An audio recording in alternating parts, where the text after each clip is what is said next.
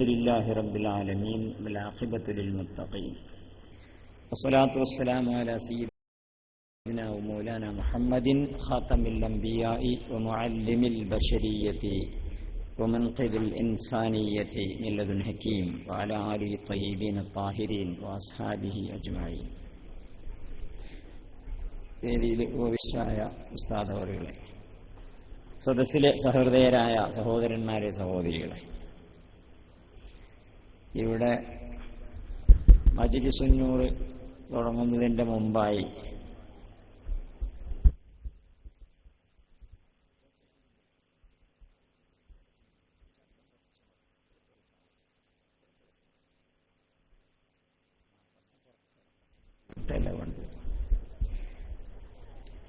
ഈ മജ്‌ലിസുൻ നൂറിന്റെ അനുബന്ധിച്ച് അതിന്റെ തൊട്ടു മുമ്പായി നടത്തപ്പെടുന്ന അല്പസമയത്തെ ഒരു സംസാരമാണ്.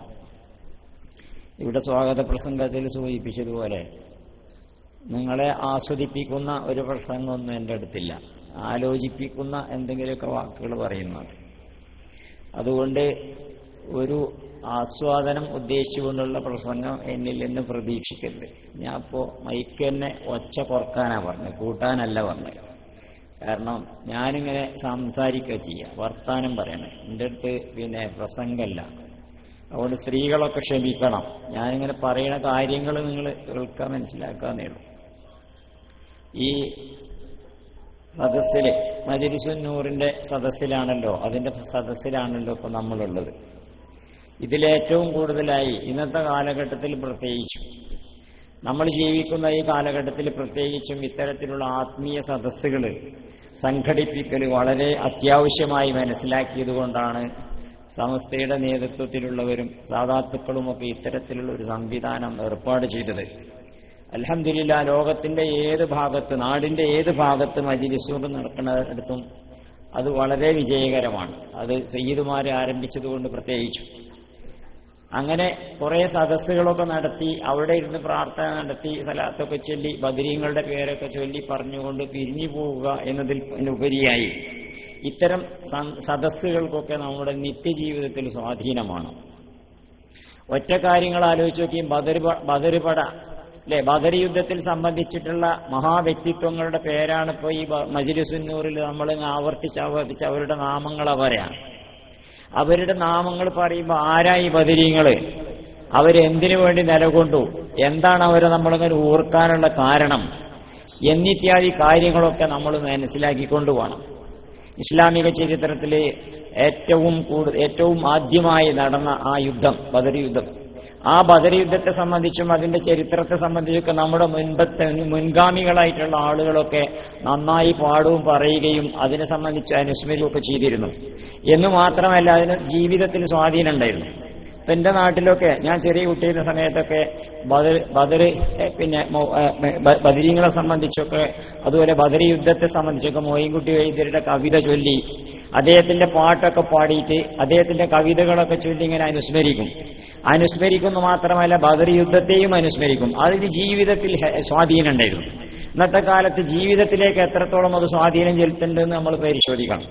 അതിനൊരൊറ്റ ഉദാഹരണങ്ങൾ ആലോചിച്ച് നോക്കുകയാണെങ്കിൽ, നിങ്ങളൊക്കെ കുട്ടിക്ക് പേരിടുന്ന സമയത്ത്, ഇപ്പൊ എന്റെ പേര് ഹംസാണ്, ഇന്റെ പേര് ഹംസാന്ന, ഹംസ, നമ്മുടെ മലയാളത്തിൽ ഹംസ എന്ന് പറയും. ഏതായാലും ഹംസ എന്ന എന്റെ പേര്. എങ്ങനെ ഈ പേര് വന്നത്? ബദർ പടപ്പാട്ട് നമ്മളെ നാട്ടിൽ കൂടെയൊക്കെ ചൊല്ലിയപ്പോഴേ അത് കുറെ ഗ്രാമങ്ങളിലൊക്കെ അങ്ങനെ ആവർത്തിച്ച് പരിപാടിയൊക്കെ നടത്തുമ്പോൾ അമ്പുറ്റ ഹംസാർ നീ അല്ലാ ചാടിറ്റമ്പോടാ സുവതിൽ മാറട, അല്ലേ? നിശ്ചയുള്ളവരൊക്കെ ഉണ്ടാവും പഴയ ആൾക്കാര്.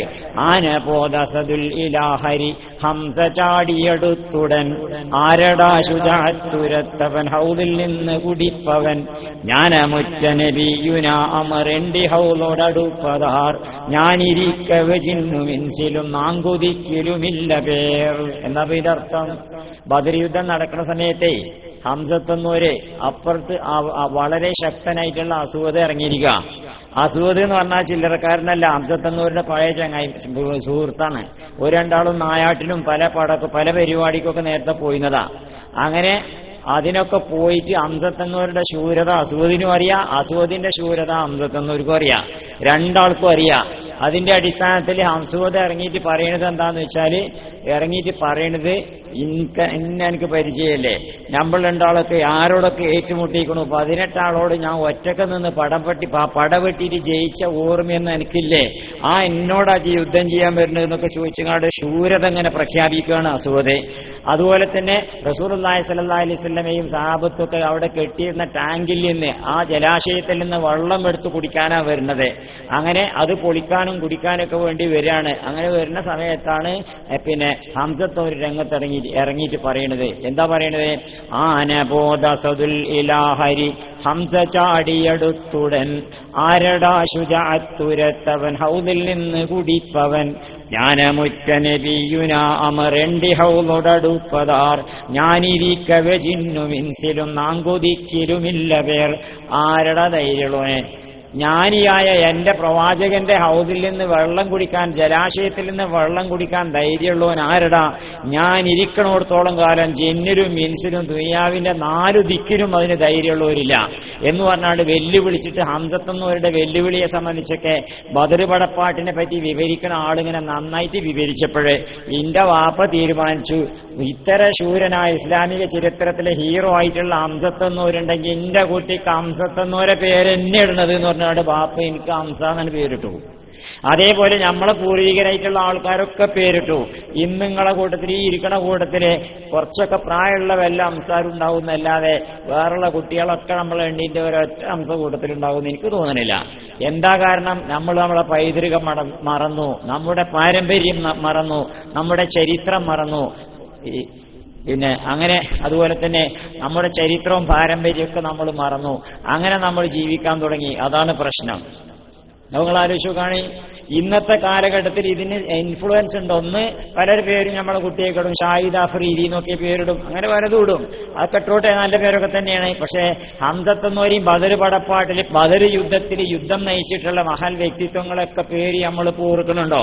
കുട്ടി ജനിച്ചാലപ്പോൾ എനിക്ക് അറബിയും പേർഷ്യനും ഉറുദു അങ്ങനെ കുറെ ലാംഗ്വേജ് ഒക്കെ അറിയുന്നതുകൊണ്ട് എൻ്റെ അടുത്ത് കുറെ വരലുണ്ട് പേരും ചോദിച്ചുകൊണ്ട്. എത്ര പറഞ്ഞു കൊടുത്താലും തൃപ്തിയാവൂല. നിങ്ങൾ ആ ബദർ പടപ്പാട്ട് എടുത്ത് നോക്കിയാണ്ട് അതിന് 313 ആൾക്കാരെ പേരുണ്ടല്ലോ നമ്മളെ ചരിത്രത്തിലുള്ള, അവരെ പേരൊക്കെ നിട്ടാണ് എന്തു ജാതി രസമുള്ള പേരാന്ന് പറഞ്ഞാൽ ഒരൊറ്റൊന്നും ഇതിന് തയ്യാറാവില്ല. കാരണം എന്താ? നമുക്ക് നമ്മളെ ചരിത്രത്തെ സംബന്ധിച്ച് അഭിമാനമില്ലാതായി. അവിടെയാണ് ഞാൻ പറഞ്ഞത്, നമുക്ക് ജീവിതത്തിൽ നമ്മൾ ഈ സഹാബത്തിനെ സംബന്ധിച്ചും ബദരീങ്ങളെ സംബന്ധിച്ചൊക്കെ പറയുകയും അവരുടെ നാമങ്ങളൊക്കെ ഉച്ചരിച്ചുകൊണ്ട് നമ്മൾ പുണ്യം നേടാൻ ശ്രമിക്കുകയും ചെയ്യുമ്പോൾ നമ്മുടെ ജീവിതത്തിൽ അതിന് സ്വാധീനമുണ്ടാവണം. നമ്മുടെ ചരിത്രത്തെ പറ്റി നമുക്ക് അഭിമാനമുണ്ടാവണം. ഇസ്ലാമിക ചരിത്രത്തിൽ പടവെട്ടി ഇസ്ലാമിന്റെ നിലനിൽപ്പ് അവരെ കൊണ്ടുണ്ടായത്. നമ്മളിപ്പോ ഈ മജ്ലിസുന്നൂർ നടത്തുന്നുണ്ടല്ലോ, ബദരീങ്ങളില്ലായിരുന്നെങ്കിൽ മജ്ലിസുന്നൂറുണ്ടോ? നമ്മളിപ്പോ ഇവിടെ നിന്ന് പ്രസംഗിക്കുന്നുണ്ടല്ലോ, ബദരീങ്ങളില്ലായിരുന്നെങ്കിൽ നമ്മൾ പ്രസംഗിക്കുവോ? നമ്മൾ മദ്രസ നടത്തുന്നുണ്ടല്ലോ, ബദരീങ്ങളില്ലായിരുന്നെങ്കിൽ നമ്മൾ മദ്രസ നടത്തുവോ? നമുക്ക് സമസ്ത ഉണ്ടല്ലോ, ബദരീങ്ങളില്ലായിരുന്നെങ്കിൽ സമസ്ത ഉണ്ടോ? ഒന്നും ഉണ്ടാവില്ല. നമുക്ക് ഇസ്ലാമും ഉണ്ടാവില്ല, നമ്മളൊന്നും ഉണ്ടാവില്ല. കാരണം റസൂലുള്ളാഹി സ്വല്ലല്ലാഹി അലൈഹി വസല്ലം ബദർ യുദ്ധം നടക്കാൻ പോണ സമയത്ത് പടച്ചവനോട് ദുആ വരുന്നു. ആ ദുആ എല്ലാത്തൊരു ദുആയാണ്. അതിൽ പറഞ്ഞൊരു വാക്കുണ്ട്, അല്ലാഹുമ്മ ഇൻ തഹ്ലിക് ഹാദിഹിൽ ഉസാബത്തു ഫലൻ തുഅബദ ബഅദു. അല്ലാഹുവേ, ഈ സംഗമങ്ങാനം മരിച്ചു നശിച്ചു പോയിട്ടുണ്ടെങ്കിൽ നിനക്ക് ബാത്തെടുക്കുന്ന ഒരു പിന്നുണ്ടാവില്ല. അപ്പൊ ബദർ യുദ്ധത്തില് ഇസ്ലാമിക സൈന്യം വിജയിച്ചിട്ടില്ലായിരുന്നെങ്കിൽ നമുക്ക് ഇസ്ലാമും ഇല്ല. അപ്പൊ അത്രയും ഇസ്ലാമിന്റെ നിലനിൽപ്പിന് അടിസ്ഥാനപരമായി പ്രവർത്തിച്ചവരാണ് ബദരീങ്ങള്. അവരെയാണ് നമ്മൾ ഓർക്കുന്നത്. അവരെയാണ് നമ്മൾ മുൻനിർത്തിയിട്ട് അള്ളാഹിനോട് പറയുന്നത്. അവരെ സംബന്ധിച്ചാണ് നമ്മൾ വാഴ്ത്തുന്നത്, അവരെയാണ് നമ്മൾ പുകഴ്ത്തുന്നത് എന്ന കാര്യം നമ്മൾ ഓർക്കുക. അങ്ങനെ ആ പേരുകളൊക്കെ ഇങ്ങനെ പറയുമ്പോൾ നമ്മുടെ മനസ്സിൽ ഇങ്ങനെ വരണം, ഇവര് നമ്മൾക്ക് അഭിമാനത്തോടുകൂടി അനുസ്മരിക്കേണ്ടവരാണ്. നമ്മുടെ കുട്ടികൾക്ക് നാമകരണം ചെയ്തുകൊണ്ട് അവരുടെ പേര് നമ്മൾ ജീവിപ്പിക്കണം. നമ്മൾ ചരിത്രത്തിൽ അവരുടെ പേര് ഉയർത്തിക്കൊണ്ടുവരണം. അത്തരം കാര്യങ്ങളൊക്കെ ചിന്തിക്കുകൂടി വേണമെന്ന് ഞാൻ ഇടയ്ക്ക് സൂചിപ്പിച്ചു എന്ന് മാത്രം. ഇന്നത്തെ കാലഘട്ടത്തെ സംബന്ധിച്ചിടത്തോളം ആത്മീയമായിട്ടുള്ള പലതും നഷ്ടപ്പെട്ടുകൊണ്ടിരിക്കുകയാണ്. നമുക്ക് ഭൗതികത അങ്ങനെ കൂടി വരികയാണ്. ചെറുപ്പക്കാരൊക്കെ നോക്കാൻ നിങ്ങൾ ജീവിതത്തെ സംബന്ധിച്ചും ജീവിതത്തിന്റെ അർത്ഥം എന്താണെന്നും അറിയാതെ നമ്മുടെ മുസ്ലിം യുവജനത ഒക്കെ അങ്ങനെ നടക്കുക ചെയ്യുന്നത്. ചുവട്ടിൽ പാട്ടും വെച്ചും അല്ലേ നോക്കി, ബസ്സിലൊക്കെ പോണ സമയത്ത് ചുവട്ടിന്റെ ഉള്ളിൽ പാട്ട് കുത്തി തിരികെ ചുവട് എൻഗേജ്ഡ്, കണ്ണിന്റെ മുമ്പിൽ കമനീയമായ മൊബൈൽ കാഴ്ച കണ്ണ് എൻഗേജ്ഡ്, തൊള്ളന്റെ ഉള്ളിൽ പാൻപാരാകോ ചുയിങ്കോ ഒക്കെ തിരികെ തൊള്ളി എൻഗേജ്ഡ്, എല്ലാ ഓട്ടയിൽ കൂടി സുഖം അങ്ങനെ കിട്ടണം. ഒരേ സമയത്തെ ചവിട്ടി കുടിയും കിട്ടണം, കണ്ണി കുടിയും കിട്ടണം, തൊള്ളി കുടിയും കിട്ടണം, എല്ലാ ദ്വാരങ്ങളിൽ കൂടി സുഖം ഇങ്ങനെ കിട്ടുക എന്നുള്ളതല്ലാതെ എന്താണ് ജീവിതത്തിന്റെ അർത്ഥം എന്നൊന്നും മനസ്സിലാക്കാതെ അങ്ങനെ സഞ്ചരിച്ചുകൊണ്ടിരിക്കല്ലേ. എന്നിട്ട് അതിന് പറ്റുന്ന തരത്തിലുള്ള പല ഉപകരണങ്ങളും നമുക്ക് തന്നിട്ടുണ്ടാവും. ശാസ്ത്ര സാങ്കേതിക വിദ്യകളൊക്കെ നമ്മളെ സുഖിപ്പിക്കാൻ വേണ്ടിയിട്ട് ഇങ്ങനെ നിൽക്കുക. ഓരോ സുഖങ്ങൾ ദിവസം തോറും പുതിയ പുതിയ സൗകര്യങ്ങളും സുഖങ്ങളും നമുക്ക് തരാൻ വേണ്ടിയിട്ട് ഇങ്ങനെ നിൽക്കല്ലേ ശാസ്ത്രവും സാങ്കേതിക വിദ്യയൊക്കെ. സാങ്കേതിക വിദ്യ ഇങ്ങനെ വികസിക്കുകയാണ്, പുരോഗതിപ്പെട്ടുകൊണ്ടിരിക്കുകയാണ്.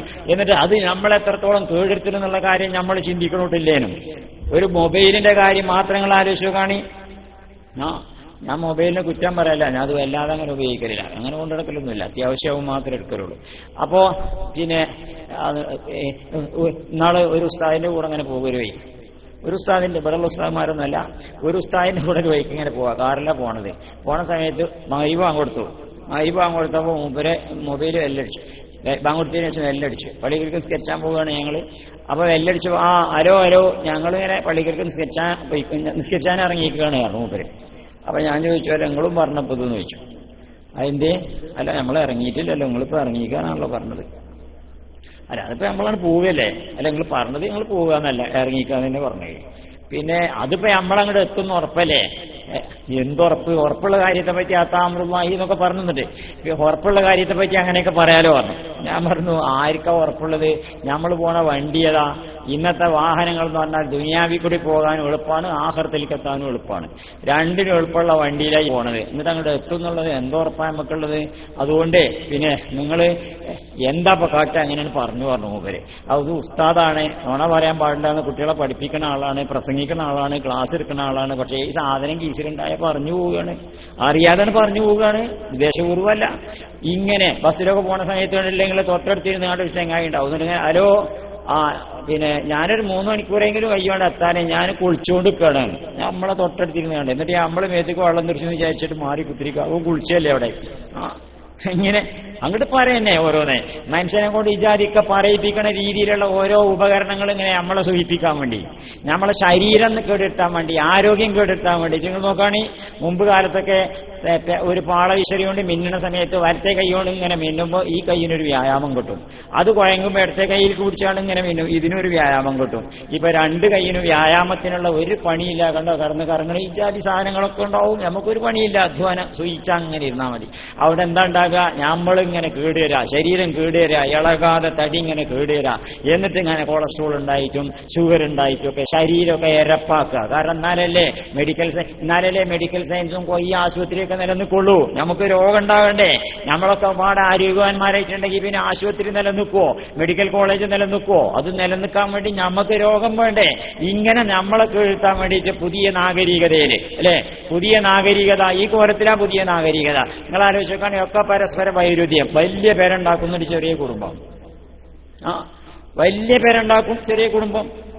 മുമ്പൊക്കെ ചെറിയ പേരായിരുന്നു, ഒരു വലിയ കുടുംബം ഉണ്ടായിരുന്നു, വാപ്പിയും വലിയാപ്പി എല്ലാവരും പാടെ ഒരുമിച്ച്. ഇന്നത്തെ കാലഘട്ടത്തിൽ വലിയ വീടുണ്ടാക്കുന്നൊരു ചെറിയ കുടുംബം, ഭാര്യയും ഭർത്താവും പിന്നെ 2-3 കുട്ടികൾ, 2 കുട്ടികൾ, അതിലൊന്നും ഉണ്ടാവില്ല. വലിയ വീടുണ്ടാക്കിയിട്ട് ചെറിയ കുടുംബം.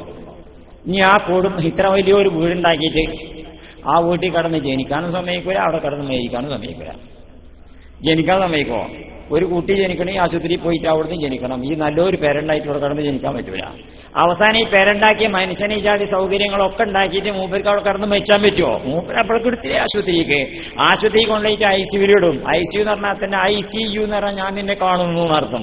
പക്ഷെ ICU അല്ല, ഐ വോണ്ട് സീ യു, ഞാൻ എന്നെ കാണൂലെന്നാ മൂപ്പര് ഇങ്ങോട്ട് പറയാം. കാരണം എന്താ വെച്ചാൽ എല്ലാം പറ്റൂല ആർക്കും അതിൻ്റെ ഉള്ളിലേക്ക്. അങ്ങനെ അതിൻ്റെ ഉള്ളിൽ അവിടെ കൊണ്ടുപോയി കടത്തിങ്ങാണ്ട് പിന്നെ അവിടെ എന്താ നടക്കണമെന്ന് ആർക്കും അറിയില്ല. മരുന്ന് കൊടുക്കണുണ്ടോ കൊടുക്കണില്ലേ, ചികിത്സ നടക്കണുണ്ടോ ഇല്ലേ, ആള് മരിച്ചിക്കണോ ഇല്ലേ, ഒന്നും അറിയില്ല. എന്നാൽ ഈ പാണ്ടിക്കാട് ആ ഭാഗത്തുള്ള ഒരാൾ കുറച്ചൊരു നേതാവ് ചെയ്യുന്നു മൂപ്പര്. എന്നിട്ട് മൂപ്പര് മരിച്ചിക്കണമെന്ന് ഒരു ആശുപത്രി കൊണ്ടുപോയിട്ട് ഡോക്ടർ മരിച്ചിക്കണമെന്ന് പറഞ്ഞിട്ട് പിന്നെ വീണ്ടും 4 കൊണ്ടുപോയി നിങ്ങളുടെ ഒരു ആശുപത്രി കൊണ്ടുപോയി, ഞാൻ പേര് ഞാൻ പറയുന്നില്ല. ആ ആശുപത്രി കൊണ്ടുപോയിട്ട് മരിച്ച മനുഷ്യനെ 2 ദിവസം അഡ്മിറ്റ് ചെയ്തു. എന്നിട്ട് പിന്നെ അതിന് വലിയ സംഖ്യയൊക്കെ ആയി. അവസാനം ഒരു മന്ത്രി ഇടപെട്ടുകാണ്ട് ആ സംഖ്യ രണ്ടാമത് തിരിച്ചു വാങ്ങിക്കൊടുത്തു. നിങ്ങളൊന്ന് ആലോചിച്ച് നോക്കാണ്. ഇതൊക്കെയാണ് ലോകം എന്ന് പറഞ്ഞാല് നമ്മൾ ജീവിക്കുന്ന നാഗരികത, നമ്മൾ ജീവിക്കുന്ന സിവിലൈസേഷൻ. ഇത്തരത്തിലുള്ള നാഗരികതയിലും സിവിലൈസേഷനിലും ഒക്കെ നമ്മൾ ജീവിക്കുന്നത്. അത്തരം ഒരു ലോകത്തിൽ നിന്നുകൊണ്ട് നിങ്ങൾ ആലോചിച്ചാണ് ഈ മെഡിക്കൽ സയൻസ് ഇങ്ങനെ വളർന്നിട്ട്, ശാസ്ത്ര സാങ്കേതിക വിദ്യ വളർന്നിട്ട് നമ്മക്ക് കിട്ടുന്ന നേട്ടം എന്താ? ഞാൻ വർത്താനം പറയണമെന്ന് ആദ്യം പറഞ്ഞേക്കണേ. ഞാൻ ഞമ്മക്ക് എന്നൊക്കെ പറയുമ്പോൾ ഞാൻ മലപ്പുറം ജില്ലയിലെ ഭർത്താൻ അങ്ങനെ പറയാൻ നിങ്ങളോട് അല്ല, ഞാൻ പ്രസംഗിക്കുന്നതല്ല. ഞമ്മക്ക് കിട്ടുന്ന നേട്ടം താങ്കൾ ആലോചിച്ചു കാണേ.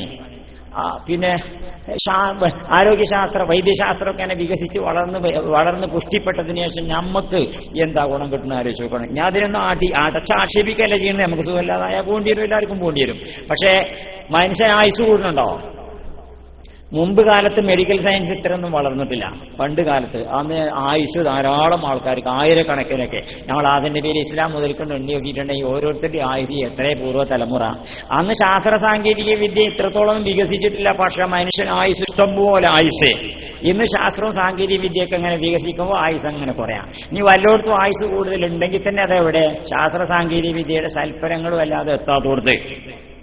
അട്ടപ്പാടിയിൽ ഒരു ആദിവാസി തണ്ടുണ്ടെന്നാൾ മനോരമ പേപ്പറിന്റെ മുൻ പേജിൽ ഇങ്ങനെ ഇരിക്കണം, എനിക്ക് 200 കഴിഞ്ഞു പറഞ്ഞിട്ട്.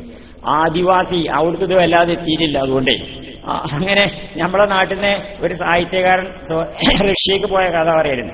മൂപ്പര് അവിടെ ഇങ്ങനെ നടക്കുകയാണ്. റഷ്യയിലെ മോസ്കോ സിറ്റി കൂടിയല്ല, അപ്പുറത്ത് കൂടി ഇങ്ങനെ നടക്കുക. മൂപ്പര് ഈ ധ്രുവപ്രദേശത്ത് കൂടെ, വലിയ അങ്ങാടി കൂടി ഒന്നുമല്ല, ധ്രുവപ്രദേശത്ത് കൂടെ നടക്കുക.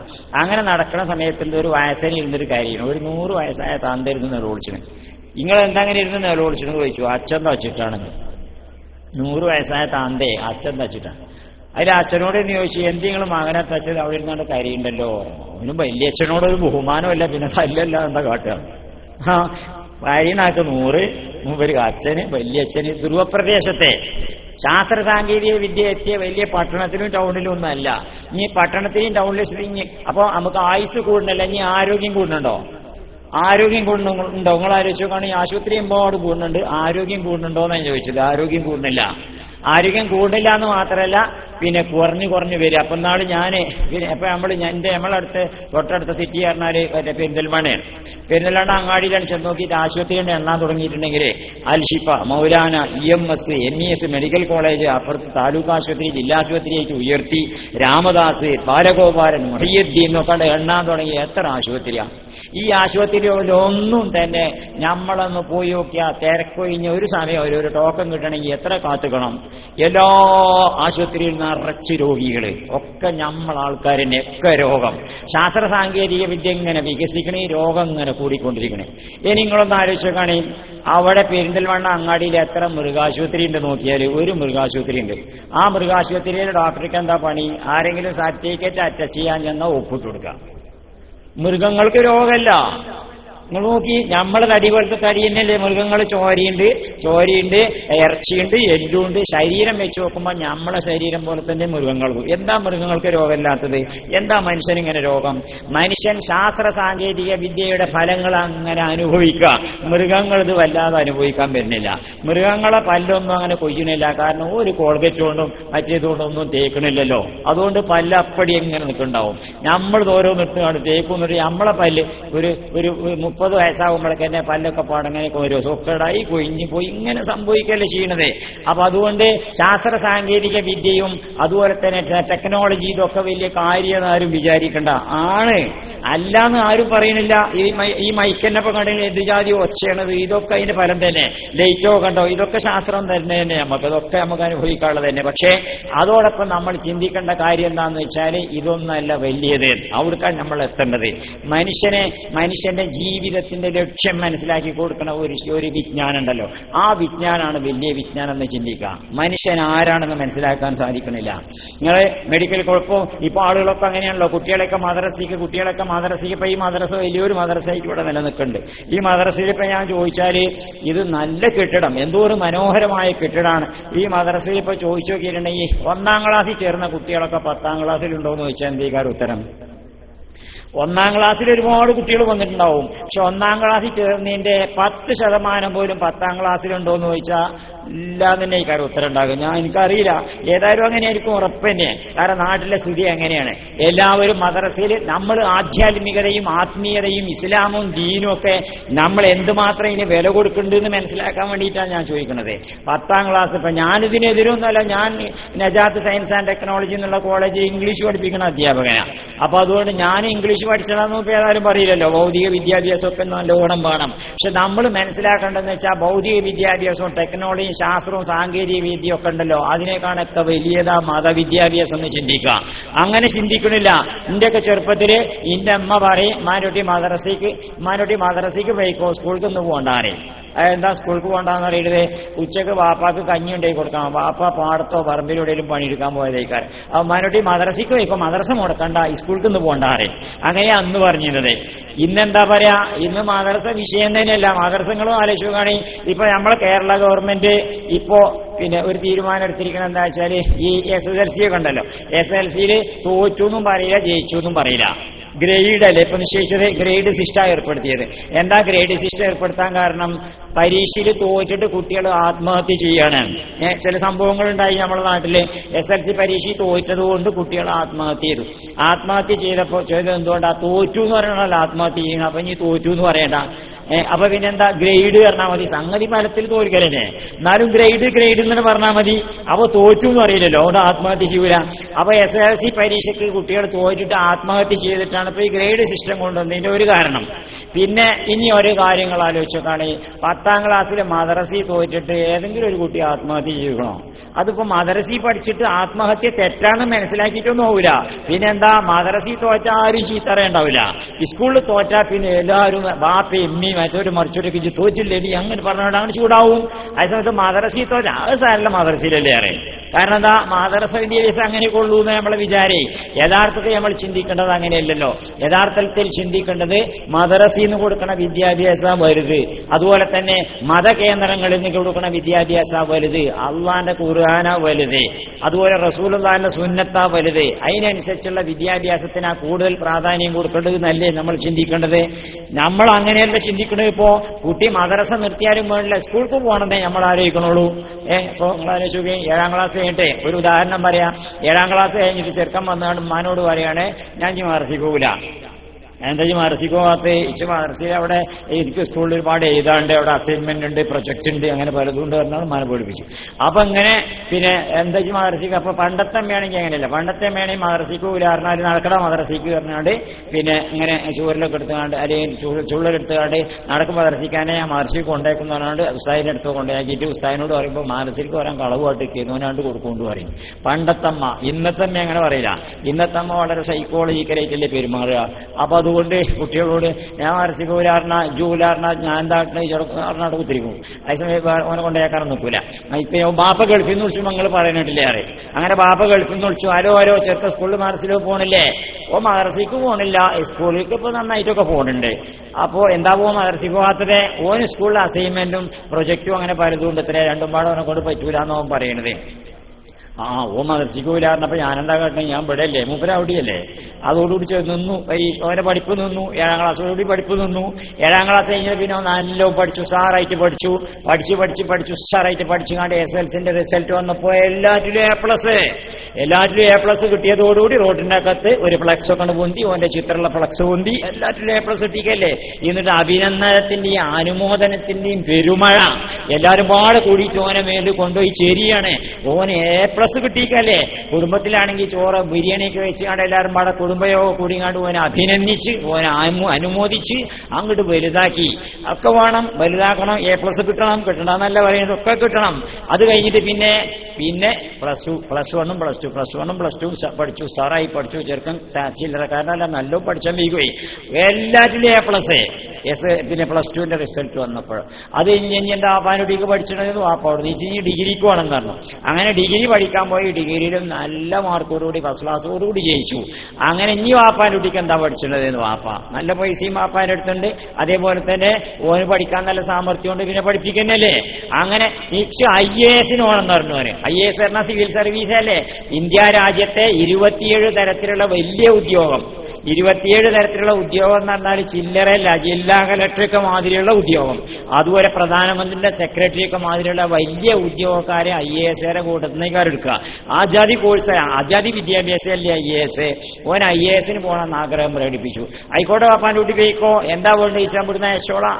അങ്ങനെ ഓൻ IASന്റെ 1ാമത്തെ സ്റ്റേജ് ആയിട്ടുള്ള നന്നായിട്ട് വായിച്ചിട്ടും പഠിച്ചിട്ടും IASന്റെ 1ാമത്തെ സ്റ്റേജ് ആയിട്ടുള്ള പ്രിലിമിനറി പാസ്സായി. വീണ്ടും പഠിച്ച് IASന്റെ രണ്ടാമത്തെ സ്റ്റേജായ മെയിനും പാസ്സായി. വീണ്ടും പഠിച്ച് മൂന്നാമത്തെ സ്റ്റേജ് വളരെ പെട്ടെന്നൊന്നും അങ്ങനെ ജയിച്ചു പോകില്ല. കാരണം എന്ത് ചോദ്യം ചോദിച്ചാലും വലിയ വലിയ ആൾക്കാരൊക്കെ വന്നിട്ട് ചോദ്യം അങ്ങനെ ചോദിക്കണം, ഒക്കെ ഉത്തരം പറയാൻ നിശ്ചയമുണ്ടാവണം. അങ്ങനെ വളരെ ഉത്സാഹമായി പഠിച്ചിട്ടും വായിച്ചിട്ടും നെറ്റിന്റെ മുമ്പിൽ ഇരുന്നിട്ടും അതുപോലെ തന്നെ ലൈബ്രറിയിൽ പോയിട്ടും ഉറക്കൊഴിച്ചിട്ടും ഇരുന്നിട്ട് വായിച്ച് പഠിച്ച് ചെറുക്കൻ ചില്ലറയല്ലല്ലോ, നന്നായി പഠിച്ച് IASന്റെ ഇന്റർവ്യൂവും പാസ്സായി, IASകാരനായി, സിവിൽ സർവീസുകാരനായി അവനെ. അതോടുകൂടി അവൻ കോഴിക്കോട് ജില്ലാ കലക്ടർ, അല്ലെങ്കിൽ മലപ്പുറം ജില്ലാ കലക്ടർ, കോഴിക്കോട് ജില്ലാ കലക്ടർ. എന്റെ മോൻ കലക്ടർ ഇരിക്കണമെന്ന് പറഞ്ഞാണ്ട് മൂപ്പര ഒരൊറ്റ പോരല് വാപ്പ ഗൾഫിൽ നിന്നിട്ട് ഇനി ഞാനോട് വെയിലും കൊണ്ട് കണ്ട എന്ത് കാര്യമുണ്ട്, മോനല്ലേ കലക്ടർ ഇരിക്കണത്. മോൻ കലക്ടറായി, മൂപ്പര് നാട്ടിൽ വന്നു, അവനെ കൊണ്ട് നല്ല പെണ്ണൊക്കെ കെട്ടിച്ചു, വലിയ വീടൊക്കെ ഉണ്ടാക്കി, സൗകര്യങ്ങളൊക്കെ നന്നായിട്ട് ഏർപ്പെടുത്തി. അതേപോലെ അവന് കാറിലൊക്കെ ഇങ്ങനെ വരും. കലക്ടറല്ലേ, എല്ലാവരുടെയും ബഹുമാനാണ്, ആദരവാണ്. പോലീസുകാരൊക്കെ എവിടെ കണ്ടാലും സല്യൂട്ട് അടിക്കും. ഈ ജാതി വലിയ ആളല്ലേ. ഇടക്കിടക്കാൻ മൂപ്പര് ചായ കുടിയൊക്കെ ഇരുന്നാണ്ട് ചായക്കെ കൊടുക്കാനെ കുടിച്ചേക്കാരൻ. കുടിക്കുന്ന സമയത്ത് ആ പേപ്പറിൽ കലക്ടർ ഉദ്ഘാടനം ചെയ്യുന്നു പറയുമ്പോൾ കണ്ടില്ലേ നമ്മുടെ മോനാണെന്നൊക്കെ പറഞ്ഞിങ്ങനെ മൂപ്പര് മോനല്ലേ കലക്ടറെ. അങ്ങനെ കുറച്ച് കൊല്ലം കഴിഞ്ഞ് 1, 2, 3 കൊല്ലങ്ങൾ അങ്ങനെ പോയി. കുറച്ച് കൊല്ലം കഴിഞ്ഞപ്പോൾ മൂപ്പര് മരിച്ചു, പാപ്പ മരിച്ചു. ഓൻ വീണ്ടും കലക്ടറായിട്ട് ഇങ്ങനെ ജില്ലാ കലക്ടറായിട്ട് ഇങ്ങനെ വിലസിയിട്ട് ഒരു ജില്ല മുഴുവൻ ഭരിക്കണ ഭരണാധികാരിയാണ്, ചില്ലറക്കാരനല്ല. അങ്ങനെ വീണ്ടും ഓൻ അങ്ങനെ ഭരിച്ച് അങ്ങനെ കുറച്ച് ദിവസം കഴിഞ്ഞപ്പോൾ അങ്ങനെ റിട്ടയർമെന്റായി, വയസ്സങ്ങനെ പോവുമല്ലോ.